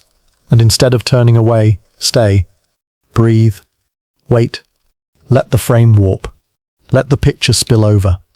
And in that moment of confusion, don't run. You're not broken. You're just finally seeing the full canvas. You trust what feels familiar. The rhythm of your name. The weight of your own thoughts. The sound of your footsteps on the floor you've walked 1,000 times before. Familiarity whispers. This is real. This is safe. This is you. But what if that whisper is a trick? What if the only reason something feels real is because you felt it before? Not because it's true. Not because it's meaningful. But because your nervous system has grown used to its presence, like background noise in a house you forgot you never left. This is the illusion of familiarity. The strange, unspoken equation your brain makes. If it's familiar, it must be real. And once that illusion settles in, it becomes harder and harder to question anything at all. Because now, your sense of reality isn't based on fact. It's based on repetition. Your beliefs, your habits, your thoughts. They feel real, not because they've been tested, but because they've been practiced. Over and over. Until they feel like home. But not every home is safe. Some are just known. In psychology, this is called the mere exposure effect. The more often you're exposed to something, the more you tend to prefer it, even if it's harmful, even if it's wrong, even if it limits you. Familiarity breeds comfort, and comfort tricks the mind into calling itself truth. That's why people return to relationships that hurt them, why they repeat patterns that never worked, why they chase emotions that once brought peace, even if now they only bring emptiness. Because the body remembers. And the memory says, this is what we've done before. And the mind says, then it must be real. But reality is not a feeling. It's not a comfort zone. It's not what you're used to. It's what's there, whether you're ready to see it or not. Let's go deeper. Think of your sense of self. You believe you're a certain kind of person. You've lived in that identity for years. You say, I'm anxious. I'm logical. I'm not a risk taker. And those ideas feel real, but often they're just familiar. A script you've recited so many times you stopped noticing the pauses. A set of adjectives you inherited before you ever had the language to say no. The familiarity of those labels gives them weight. But that weight isn't truth. It's just inertia. And here's where the trap closes. The more familiar something feels, the less likely you are to challenge it. And the less you challenge it, the more real it becomes. You start choosing the same thoughts. You start living the same days. You start reinforcing the same frame. The same frame, not because it's correct, but because it doesn't require waking up. But tonight, you are waking up, just enough to feel the familiarity, to notice it, to watch how your mind clings to what it already knows, even if it's hurting you. Familiar sadness, familiar shame. Familiar patterns of thinking that don't expand you, but contain you. Because that's the real danger of familiarity. It masquerades as identity. You begin to believe, this is who I am. But what if it's just who you've always felt like? And what if feeling and being are not the same? You've been taught to follow your gut, to trust your instincts. But instincts are shaped by experience, and experience is shaped by repetition. You've been trained to find comfort in things that might not serve you anymore. Old voices, old beliefs, old frameworks. And still, they linger, because they're familiar. And the familiar feels real. But ask yourself this. What if unfamiliarity is not a threat, but an invitation? What if that strange new thought, the one you keep pushing away, is the beginning of a new self? What if the discomfort you feel in change is not fear, but awakening? You don't need to reject everything you know. You just need to stop assuming that known means true. There is beauty in mystery. There is truth in dissonance. There is life in the unfamiliar. And tonight, in the quiet of this space, you can begin to let the unknown into the room. Not to replace the familiar, but to sit beside it, to offer a second voice. One that says, maybe reality is bigger than what I've been taught to call home. And maybe, so am I. There are things you believe not because they're true, but because you've believed them before. And every time you believe them again, the loop tightens, the pattern strengthens, the belief becomes harder to challenge, not because it's more accurate, but because it's more familiar. This is the loop of believability, the echo chamber inside your mind where repetition becomes truth and doubt becomes a glitch you quickly smooth over. You tell yourself, I've always been this way. You repeat, that's just how life works. You conclude, I know this already. And then you stop looking. Because belief isn't about truth. It's about coherence, comfort, continuity. You believe what fits into the shape of the world you've already decided exists. But here's the trap. The more you believe something, the more it becomes believable. Not because it's proven, but because it's repeated. This is how myths become ideologies. How opinions become identities. How thoughts become prisons. The philosopher William James once said, belief creates the actual fact, not in the sense of manifesting it into existence, but in the sense that your belief filters what you notice and what you ignore. Once you believe people are untrustworthy, your mind scans for signs to confirm it. Once you believe you're unworthy, your brain highlights the failures, magnifies the mistakes, and quietly deletes the praise. And each cycle of this belief loop reinforces itself, until it no longer feels like belief. It just feels like reality. This is known as confirmation bias, the tendency to search for, interpret, and remember information in a way that confirms what you already believe. But when you live inside that pattern long enough, you forget that other interpretations were ever possible. And when you forget that, the loop becomes a lock. Let's go deeper. You might believe you're not creative, that you're not brave, that you're not lovable. And you've believed it for so long that your actions have started to serve the story. You don't write because you aren't creative. You don't speak up because you aren't brave. You don't open your heart because you aren't lovable. But what came first? The behavior or the belief?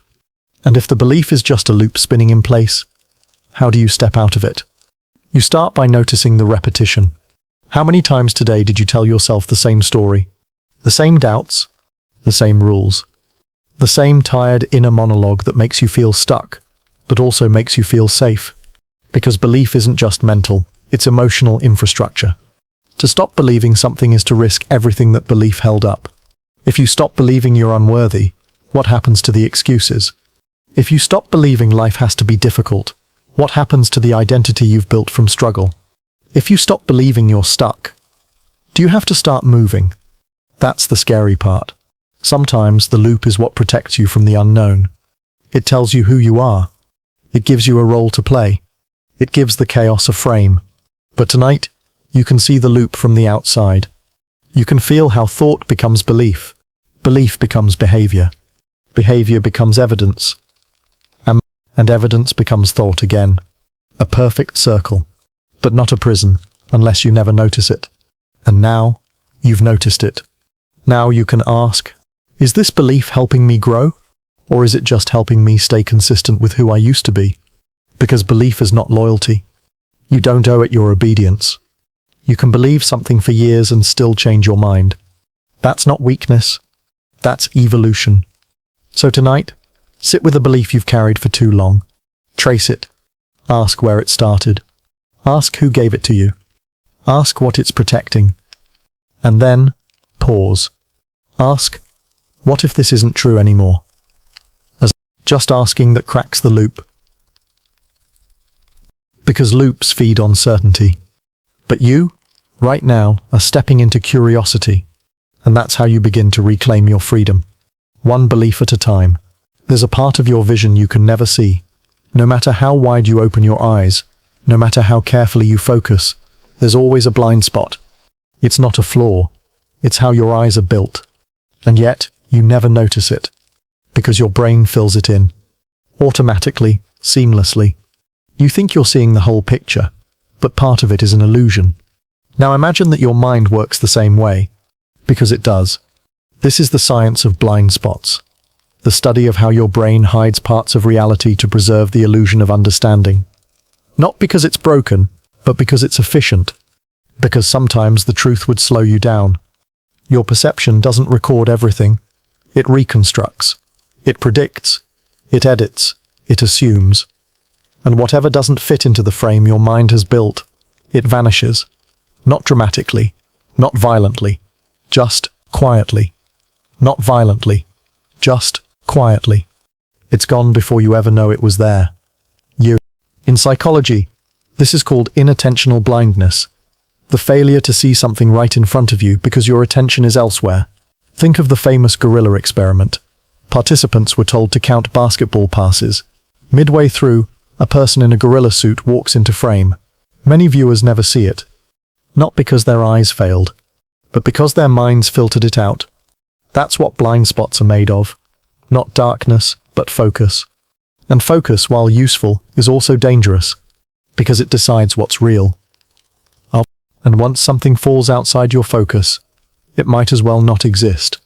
Your brain hides things from you all the time, contradictions, emotions, memories, flaws in your thinking. It doesn't do this maliciously. It does it for coherence. Because truth is not what your mind seeks first. It seeks what makes sense. And what makes sense is often incomplete. That's why two people can live through the same event and remember it differently. Why arguments escalate without resolution. Why you swear you were right until later, when you realize what you missed. Because blind spots aren't just perceptual. They're emotional. They're cognitive. They're existential. You have blind spots about who you are. You believe you're self-aware. But there are entire regions of your psyche you've never mapped. Fears you've labeled as personality traits. Desires you've buried beneath duty. Patterns you repeat without ever seeing the origin. And the more convinced you are that you know yourself, the larger your blind spots might be. There's a reason introspection is difficult. It's not because you're lazy.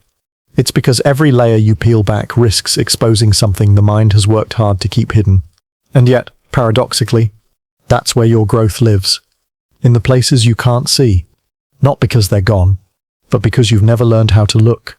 The Johari window, a psychological model of self-awareness, divides the self into 4 areas.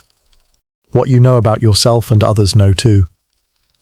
What others know, but you don't. What you know, but hide from others. And what no one knows, not even you. That last part, that's the blind spot. It's the most mysterious, and often the most powerful. Because what you can't see still affects you. Blind spots shape your behavior, your relationships, your fears, your cravings. They hide in your silence. They live in the moments when you say, I don't know why I did that. They speak through dreams, through conflict, through avoidance. And sometimes they speak through the people who frustrate you most. Because what you can't accept in yourself, you often project onto others. That's the irony. You see the world through filters, and then you forget the filters are there. So how do you begin to notice them? First, accept that you have them. Everyone does. Blind spots aren't a flaw. They're a feature of consciousness. But they become a problem when you deny they exist. When you insist, I've figured myself out. I know how the world works. I couldn't possibly be wrong about this. Certainty is often the first symptom of a blind spot. The second is judgment. The third is defensiveness. And when all 3 show up together, you're protecting something you haven't looked at.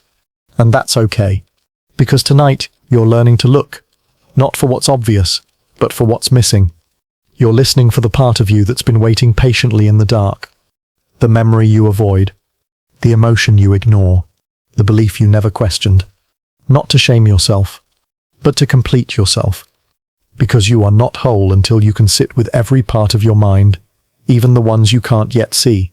So tonight, close your eyes, not to escape the world, but to feel it from the inside, to notice what your vision has skipped. To ask, gently, what have I not seen about others? About myself? About what I've been calling real? Well, Tom looked bim more bought it. And when the answers arrive, not in words but in quiet discomfort, stay there. That's where the seeing begins. You believe what you perceive. That seems simple, straightforward. You trust your senses, what you see, what you hear, what you feel. But here's the problem. Perception isn't a window. It's a film editor. It's a film editor. And it doesn't show you reality. It shows you an edited version of it. This is perception's selective editing. The unconscious process by which your brain picks and chooses what to notice, what to ignore, and what to reshape entirely. It isn't trying to lie, it's trying to help you survive. But in doing so, it crafts a world that makes sense instead of one that's necessarily true. And you live inside that edited cut every day. Take a simple scene, a crowded street.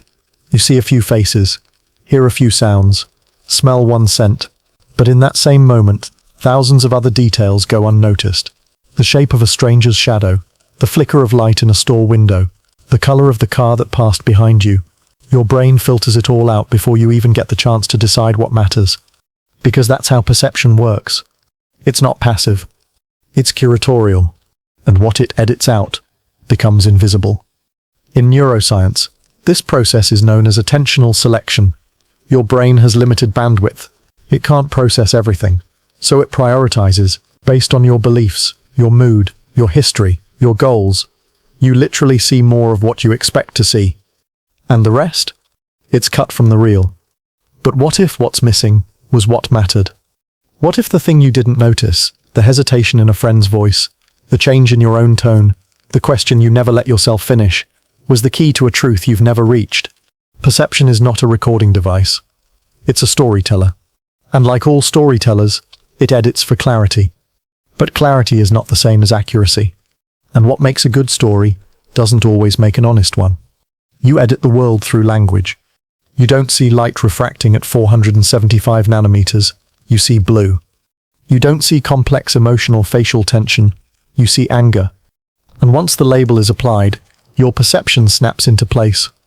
You stop seeing what's actually there. You start seeing what you believe is there. And belief becomes reality. But that's only part of the editing. There's also the emotional cut. You feel something, but your mind names it fast. Irritation, sadness, jealousy, guilt. And in naming it too quickly, you might miss what it really was. Longing, shame, old grief. Resurfacing in a new costume. Because your perception is trained not just by logic, but by safety. You perceive what's safe to perceive. What fits within your emotional vocabulary? What doesn't threaten the story you've built about yourself? And so, you miss things. Not because you're careless, but because you're protecting something fragile, a version of you that doesn't want to be disrupted. But here's the paradox. That version of you was never whole. It was the product of edits, of scenes cut for pacing, of lines rewritten to avoid discomfort, of emotions replaced with familiar labels. And now you're watching a highlight reel of your life and calling it a documentary. But tonight, something else is possible. You can slow the reel. You can notice the cut.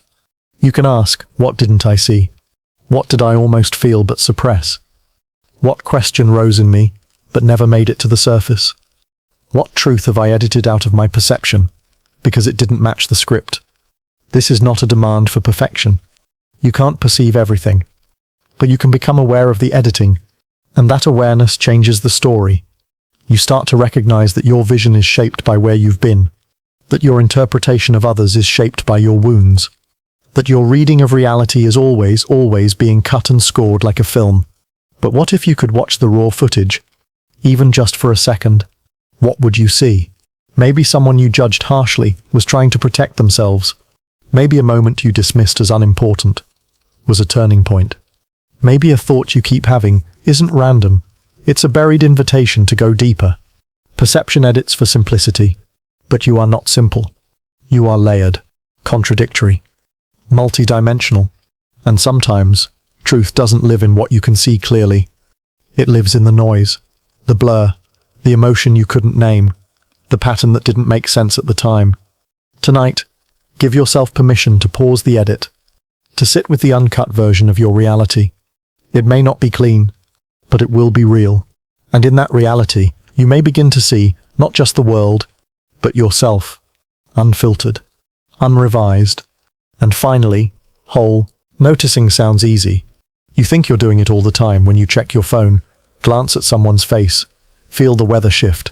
But most of what you call noticing is actually reacting, labeling, moving on. True noticing is different. True noticing is a habit, a cultivated practice of attention, presence, and stillness. And most people have unlearned it. You rush through days, seeing without seeing, hearing without listening, feeling without naming. Your senses are awake, but your awareness is asleep. And over time, you mistake this half-conscious blur for life. But life is not a blur. It's a series of precise, fleeting details. And to miss them is to miss everything. All's the shape of a stranger's breath as they hesitate before speaking. The thought that rises and dies in under a second, asking for your attention and getting none. The moment your own shoulders tense without explanation. These are not small things. They are the foundation of reality. But you don't notice them, because noticing isn't your habit. Filtering is. Then, you live in a world of headlines instead of paragraphs. In cognitive psychology, this is known as attentional blindness. Your brain focuses on what's urgent, loud, familiar. It skips the rest. It saves energy, and this makes sense until it becomes automatic, of surfaces instead of layers. And what's worse, of memories edited down to their loudest moments, never their subtlest ones. You stop noticing that you've stopped noticing. The loss becomes normal. It becomes background, until someone or something interrupts the pattern. Maybe awe, maybe grief. And for a moment, the veil lifts. Maybe a sudden silence. You see clearly. You feel directly. You remember what it means to pay attention without needing to do anything with what you see. But then life rushes back in, and the habit of not noticing resumes. Because it's not a failure of intellect. It's a failure of training. The mind notices what it's practiced to notice. If you practice criticism, you'll notice flaws.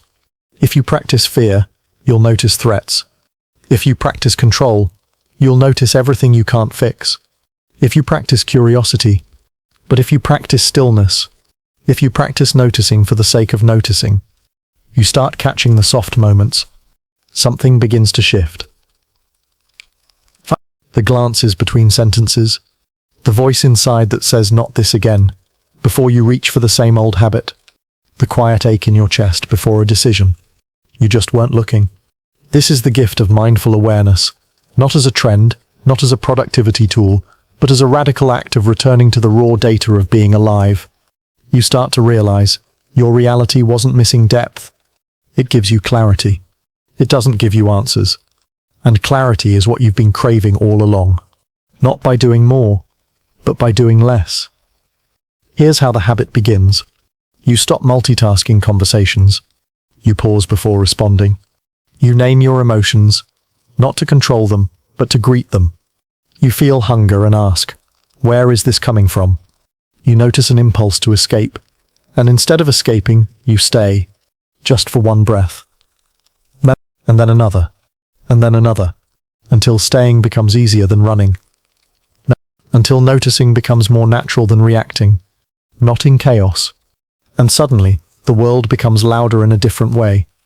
But in depth, you see color again. You hear silence again. You feel the weight of your own thoughts, not as enemies, but as visitors. You sit with it. You no longer rush through experience. You say, I am here. I am listening. I don't need this to be anything other than what it is. And noticing is how you reclaim your reality. That is noticing. And that is enough. And what you can't change begins to own you.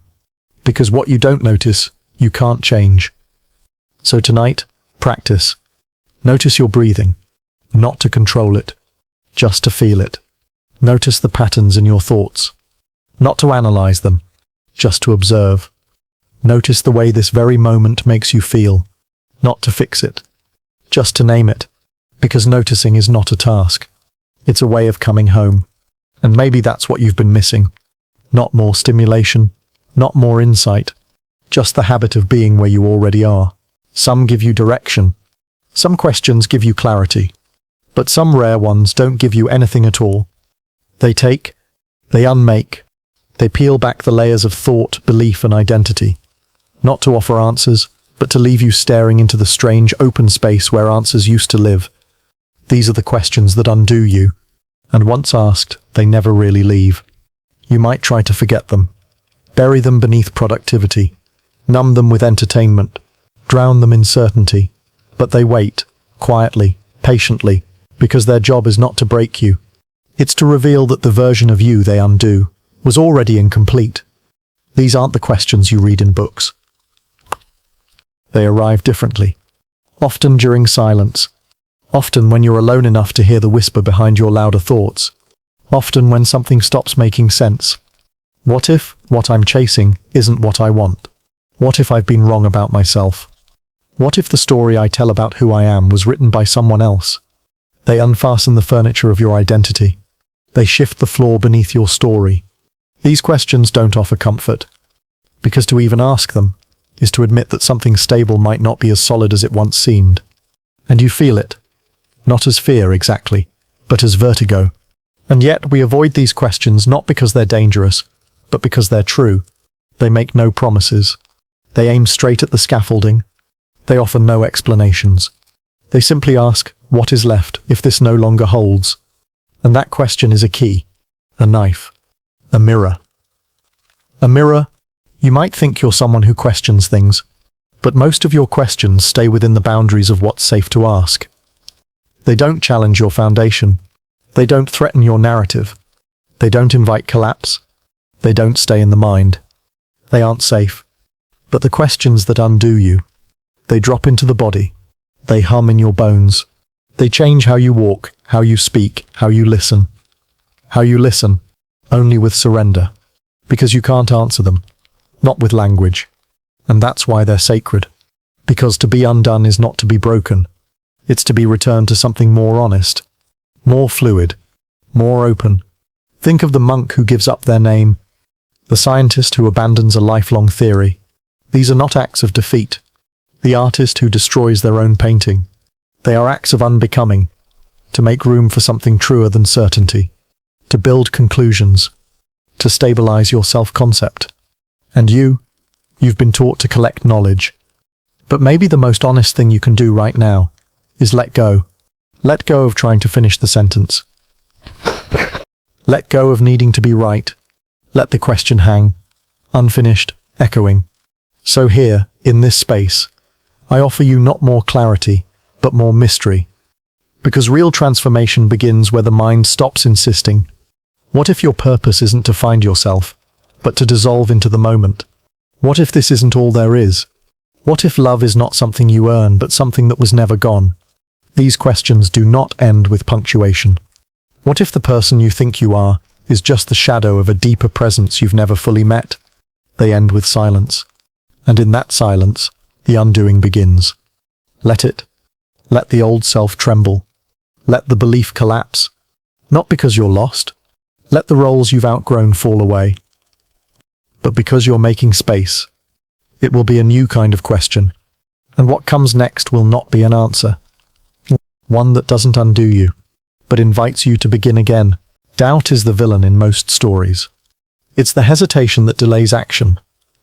The fog that clouds truth. But what if doubt isn't the enemy? The weakness you're taught to suppress? What if doubt is a doorway, one that only opens when you stop trying to slam it shut? A sign you're not certain enough, strong enough, clear enough. A crack in the wall. We're conditioned to see doubt as failure. But certainty is not strength. And doubt? Certainty is closure. Doubt is what opens. It's what loosens the bolts of belief. What lets the light in. What whispers, what if there's more than this? You know every creak in the floor, every picture on the wall. Imagine walking through a familiar hallway every day. Doubt is that door. It was always there. Then one day, you notice a door you've never seen. You begin to wonder. And once you do, the hallway no longer feels like the whole world. But you weren't ready to see it. What else have I assumed was all there is? What have I missed? What have I missed? Where does it lead?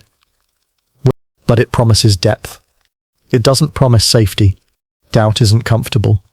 It invites you into the unknown, not to leave you lost, but to return you with something real. Knowledge without doubt is arrogance. Because faith without doubt is dogma. Identity without doubt is a cage. Think of every moment that changed your life. Every transformation. Every awakening. Every shift. What came just before it? A question. A pause. A moment where the old story cracked and the light poured in. It's an opening. That crack, that fracture, is doubt. It's not a flaw. The problem is, we've been taught to patch it up, to cover it with confidence, to fill it with noise. It needs to be listened to. But doubt doesn't need to be silenced, because when doubt arises, something deeper is knocking. Something you've outgrown. Something that no longer fits. And doubt is the invitation to let it fall away, too afraid to open it. Too committed to the hallway they know. Most people live their entire lives walking past that doorway. But the ones who dare to pause, to touch the handle, to step through, they don't become weaker. They become wider, more alive. Doubt lets you say, I don't know, more honest, more human. And in that not knowing, you find a kind of truth more powerful than any answer. Because it's in the not knowing that life breathes. It's in the uncertainty that curiosity blooms. It's in the doubt that you meet yourself, not the version others shaped, but the one that waits in silence just beyond the door. And here's the paradox. The more you resist doubt, the more it controls you. A compass pointing not to safety, but to truth. But the moment you open to it fully, bravely, it loses its power to scare you. It becomes a guide. And truth, real truth, is never tidy. It's wild. It's alive. It asks you to let go, to unlearn, to sit with what doesn't resolve. Because some doors don't lead to answers. And some questions don't give you closure. They lead to better questions. They give you freedom. So the next time doubt visits, don't push it away. Invite it in. Let it walk the rooms of your mind. Let it undo what no longer serves. Let it pull open the curtains. Because doubt is not the end of the road. It's the invitation to leave the road entirely and step into the forest, where nothing is mapped, where everything is unfamiliar, but where the truth of you has always been waiting. It decides what counts as normal, what counts as real, what counts as you. It arranges the plot, names the characters, designs the twists. There is a voice that writes your life and you never hear it speak, and it hides in plain sight. But as the curtain itself, not behind the curtain, you call it common sense. You call it memory, identity, truth. You call it logic. But it's none of these. It is the author you never question. Because questioning it feels like questioning everything. The rules, the symbols, the definitions. Imagine waking up in a storybook world.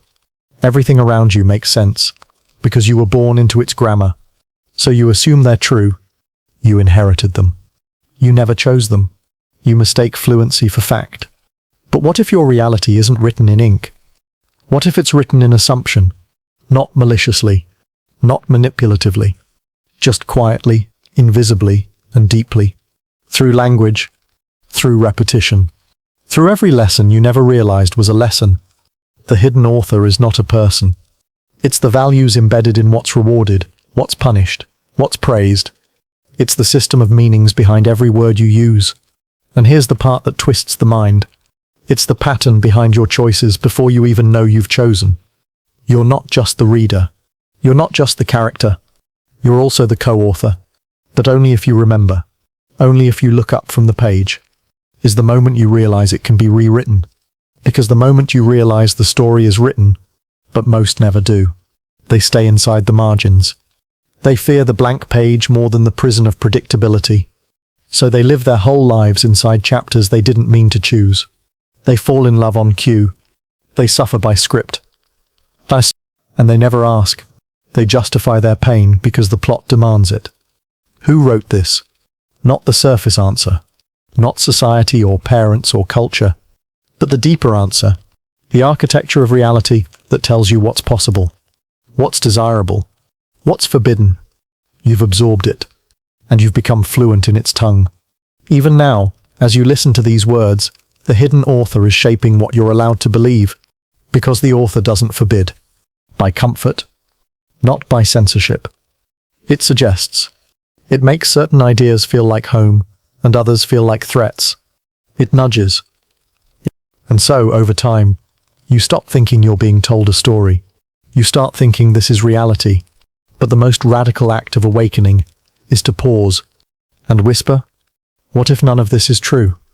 Not because it's all false, but because it was all inherited, and inheritance is not identity. It's just what came before. But what happens when you remember? The hidden author of reality doesn't need you to obey. It just needs you to forget you have a choice. The pacing, and question the grammar. When you stop mid-sentence, not from ego. The ending, you start writing again, but from awareness, not from fear, from the silent knowing that the story was always fluid, that the margins were always illusions. It was you, that the author was never just out there, not the surface you, but the you beneath language, not the name, or the role, or the resume. And that version of you doesn't need a plot. The one that watches, the one that remembers before remembering was taught. It doesn't cling to meaning, where you stop being the story. It lives in the sacred space where doubt and wonder touch, and become the storyteller, even if no one believes you, even if the old story pulls you back, even if the world says, stay in your lane. You step beyond the ink, you close the book, and you walk into the silence between pages. That's where the real story begins. There's a strange lie that hides in plain sight. It doesn't shout. It doesn't argue. It's called neutrality. It doesn't even try to convince you. It simply sits there quietly posing as truth. Neutrality tells you it has no agenda. And the reason it works so well is because it pretends not to exist, that it's the middle ground, the fair judge, the baseline reality. But there is no such thing. There never was. Because every perspective is shaped by the position you stand in, and every position is chosen or inherited. Think about the word normal. Normal. Is it neutral? No. It's a line drawn through the chaos to create comfort, usually for those who drew it. It's a judgment in disguise. But here's where it gets stranger. Even facts, even logic, even science are framed by the questions we choose to ask. And those choices are never neutral. They come from desire, from tradition, from power, from fear. Even silence is not neutral. It supports the status quo, the news that isn't covered, the stories that aren't told, the languages never translated. That's how neutrality sustains itself. Not through action, but through absence. Absence of challenge, absence of doubt, absence of discomfort. That you're just an observer. Neutrality is the comfort of pretending you're not complicit, but no one is ever just watching. Even the act of not choosing is a choice. Is a choice. We are always influencing by what we accept, ignore or defend. A vote for the way things are. And the myth of neutrality is most dangerous when it wears the mask of fairness, because then you trust it. You think it's safe. It rewards stability, not justice. You think it's balanced. But neutrality often just means aligning with whatever already holds power. It values comfort, not clarity. And when someone challenges it, it defends order, not truth. They're seen as extreme, emotional, unreasonable. Not because they are, but because they disrupt the illusion that everything is fine. Neutrality is the water you swim in, never realizing it's what shapes your every move. Don't get involved. It tells you, stay objective. Let both sides speak. What if one side exists only to maintain control? But what if one side is a lie? Then giving it equal weight isn't balance. It's betrayal. Neutrality would say the fire and the person burning deserve equal attention. It would say truth is always in the middle, when sometimes it's far to one side, waving its arms, begging you to see it. Because to acknowledge imbalance would mean stepping off the fence. And neutrality turns its head. Would mean changing. Would mean caring. But neutrality doesn't want change. Stillness. Status. It wants stasis. It says, if you feel something strongly, you must be biased. So it creates the illusion of the middle ground, and punishes anyone who dares step beyond it. as if caring is a weakness, as if passion disqualifies perception. The ones neutrality tried to erase. But the ones who notice the cracks most clearly are often the ones who've bled through them. To be more rational, to look at both sides.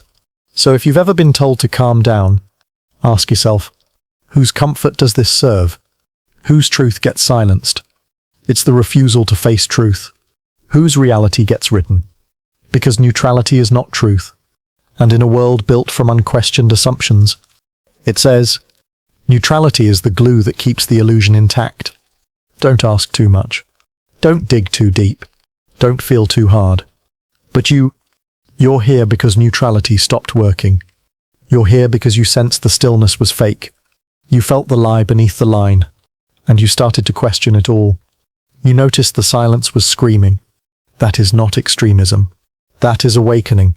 The moment you reject neutrality, you step into the storm of uncertainty, but you also step into the possibility of real clarity, of honest seeing, of truth that isn't filtered by comfort. So go ahead. Abandon the myth. Leave the middle, because the center is not sacred. Reality lives where the questions burn. Certainty is warm. That's the danger of it. It wraps around you like a weighted blanket and tells you that you don't have to think anymore, that you don't have to wonder, that the world is solved. And that might be the most seductive trap of all, because certainty feels like safety, but it's really a cage with invisible bars. Every belief you hold tightly becomes a wall. Every answer you stop questioning becomes a locked door. And the longer you stay inside, the more reality starts to rearrange itself to fit your confinement. You stop noticing contradictions. You ignore new information. You avoid the discomfort of being wrong. Because what's on the other side of certainty? Doubt? Confusion? Chaos? And that's terrifying. So instead, you cling to your version of the truth, to your story about how the world works, to the rules you were taught and the categories you were given. You tell yourself, this is just how things are. This is the truth. This is the way. And without realizing it, you're no longer looking at reality. You're only looking through it like stained glass painted by your past. Certainty whispers that you're smart for being so sure. It rewards you for consistency. And it praises you for conviction. But ask yourself this. When was the last time you changed your mind about something important? Not a small opinion. A belief that shaped how you live. If you can't remember, you're not evolving. You're reinforcing. Because real thinking isn't about collecting proofs. It's about being willing to unprove yourself. And here's the twist. And here's the twist. And here's the twist. Nu ont phone verplakkening in trachum somberland gom. The most dangerous certainties are the ones that sound harmless. They meant well. People are just like that. Everything happens for a reason. That's just human nature. These are the lullabies that rock you to sleep. Soft, comforting, unquestioned. But if you look closely, you'll find they're built on fear. Fear of ambiguity. Fear of change. Fear of the unknown. So you build your life around what you're sure of. And you quietly avoid anything that threatens that shape. Friends who challenge you. Distance. Books that shake your worldview. Uncomfortable. Thoughts that destabilize your peace. Repressed. Because certainty doesn't just create a prison. It enforces it. With habits. With routines. With curated input. The echo chamber becomes home. And soon, anything that doesn't match the echo feels like a threat. But here's the paradox. Certainty is not strength. It's the refusal to flex. Real strength lives in uncertainty. In the courage to say, I don't know, but I'm willing to find out. In the humility to admit, maybe I was wrong. In the curiosity to ask, what if there's more? Because reality doesn't reward the most certain person in the room. It reveals itself to the one asking the hardest questions, the one who resists the urge to settle, the one who listens longer, the one who can hold two ideas without needing to kill one. That's not weakness. That's freedom. So if you feel uncertain tonight, good. It means the bars are starting to bend. It means you've noticed the pattern. It means you're ready to escape. And yes, it will feel like falling at first. But falling is just what flying looks like. Before you remember how, let go of the prison of being right. Step into the open field of wonder, because certainty might feel like home, but truth was never meant to be walled in. Look in the mirror. What do you see? A face you've known your whole life. A set of features that match your memory, your identity, your idea of you. But what if that mirror isn't telling the truth? What if it never was? Mirrors don't just reflect, they filter. They return not just light, but expectation. And every time you look into one, you're not just seeing your face, you're seeing a story you've learned to believe. A mirror is a comfort device. It tells you, nothing has changed. You are who you think you are. But what if the real story lives just outside that reflection? See, the mirror lies, but it lies kindly. It doesn't shatter your illusion. It flatters. It reassures. It keeps you stable in a world that wants to undo you. But here's what no one tells you. You've never truly seen yourself. Not the way others see you. Not the way reality sees you. Only the way your mind needs to see you. The mirror, like reality, becomes a tool of self-preservation. You adjust your hair. You angle your face. You pose in ways that reinforce the narrative of attractiveness, of normalcy, of identity. But deep down, you know, you are not that still image. You are movement. You are contradiction. You are every version of you others have seen, even the ones you don't like. The kindness of the mirror is in what it leaves out. It doesn't show you your hypocrisy. It doesn't show you the way your words wound people. It doesn't show the moments you were cruel when no one was watching. It lets you forget. It lets you believe in your edited self. And yet, without that kindness, would you function? Could you live with the entirety of yourself in view at all times? Wouldn't it paralyze you? So the mirror lies, and we allow it. Because truth, in its full unfiltered form, might be too much. Now think about this. What else in your life is a mirror? Your relationships, your beliefs, your daily habits, even your memories. They all reflect a version of reality that helps you survive, not necessarily the one that's true. You remember the things that make you feel consistent. You believe the things that make you feel safe. You choose the people who reflect back the version of you that you most want to be. And you filter out the rest. But every once in a while, the mirror cracks. Someone says something that cuts too close. You see a photo of yourself you weren't ready for. You hear a truth that rearranges your insides. And in that moment you realize, the version of you you've been living inside might not be the only one. It might not even be the realest one. But what's real? Is it what you can prove? What you can touch? What you can agree on with others? Or is it something quieter? The version of truth that exists just before language arrives. A feeling. A knowing. A knowing. A recognition that something isn't right, even if you can't say why. Mirrors don't help you find that. They help you ignore it. Because if you really saw yourself without filter, without story, without kindness, would you still know who you are? Would you still want to? The mirror that lies kindly is necessary, until it isn't. There comes a point in the journey, maybe yours is now, when you have to turn away from it. Not because it's evil, but because it's limited. You need to find a new reflection, one that isn't made of glass and light, one that's made of silence, and questions, and sitting in the discomfort of not knowing. Because the truth of who you are might be waiting on the other side of that distortion. And once you step through, you'll never need the mirror's kindness again. You believed it without asking. Tired of doubting? Not because you were weak, but because you were tired. Tired of waking up every day and not knowing which way is up. Tired of floating? So when something sounded certain, you clung to it. A rule, a belief, a memory, a truth someone handed to you like a flashlight in the dark. But you never checked the batteries. But you never asked, who decided this? What would happen if I didn't? Why do I trust it?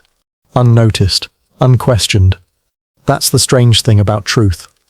It grows stronger the less you look at it. It becomes part of the furniture. And eventually, untrue. Every identity decays in the truth. It never bothered to inspect. Every civilization collapses in its own myth. The world doesn't fall apart from lies. It falls apart from truths that never evolved.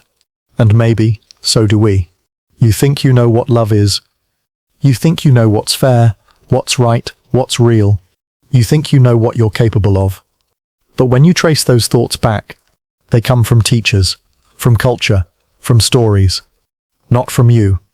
Not from that raw place where you feel reality before it becomes language. It can unravel things. Because asking why can be dangerous. It can make the walls of your life tilt at strange angles. No revelation without ruin. There is no clarity without collapse. But sometimes that's exactly what needs to happen. No truth without the death of the one that came before it. They don't want to.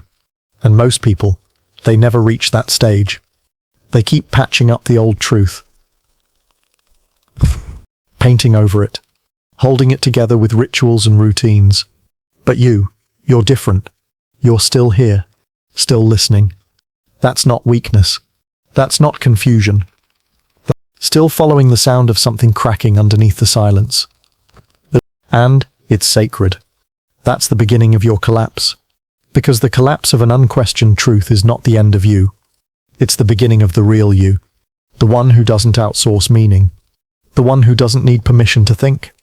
You inherited them. The one who can sit with not knowing and still be whole. You were not born with beliefs. But you don't have to die with them. You can let them fall. You can let them burn. You can walk out from under their shadow and stand in the light of something unnameable, but honest. You don't need a perfect replacement. You don't need a new truth to plug in like a missing puzzle piece. Space to doubt. You need space. Space to breathe. Space to build a self that isn't made from second-hand certainty. The collapse doesn't happen all at once. Sometimes it starts with a sentence, or a question. You notice something, or a moment of stillness that tastes different than it should. You feel it in your gut. You feel it in your gut. And once you see it, you can't unsee it. The questions multiply. The cracks multiply. And eventually, the old structure begins to fall. Let it. Don't rush to replace it. Don't scramble for new labels. Don't decorate the ruins with spiritual wallpaper. Just watch. Watch it crumble.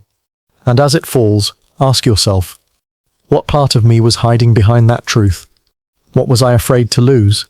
Who might I become if I let this all go? That's where you begin. Not in certainty, but in collapse. In the sacred emptiness of a mind that's learning to see without filters. And when the dust clears, in the quiet wreckage of the stories you never questioned, you might find something real, not because someone told you, but because you lived it, because you earned it. And that's the only truth worth carrying forward. You don't shout it, you don't even form it with full words. It's always quiet at first. That moment before the question rises. A pause in your belief. It begins as a hesitation, a breath you didn't realize you were holding. Then, it forms. The question, not because someone told you to ask it, but because the weight of not asking finally became unbearable. And once it escapes your lips or your mind, or even your heartbeat, you feel it. The shift, the internal click of something ancient and locked, finally beginning to move. What if this isn't true? What if this isn't real? What if the version of reality I've been living inside was never mine to begin with? You don't get answers right away. That's the myth. The real magic isn't in what comes after the question. It's in what breaks the moment you finally dare to ask it.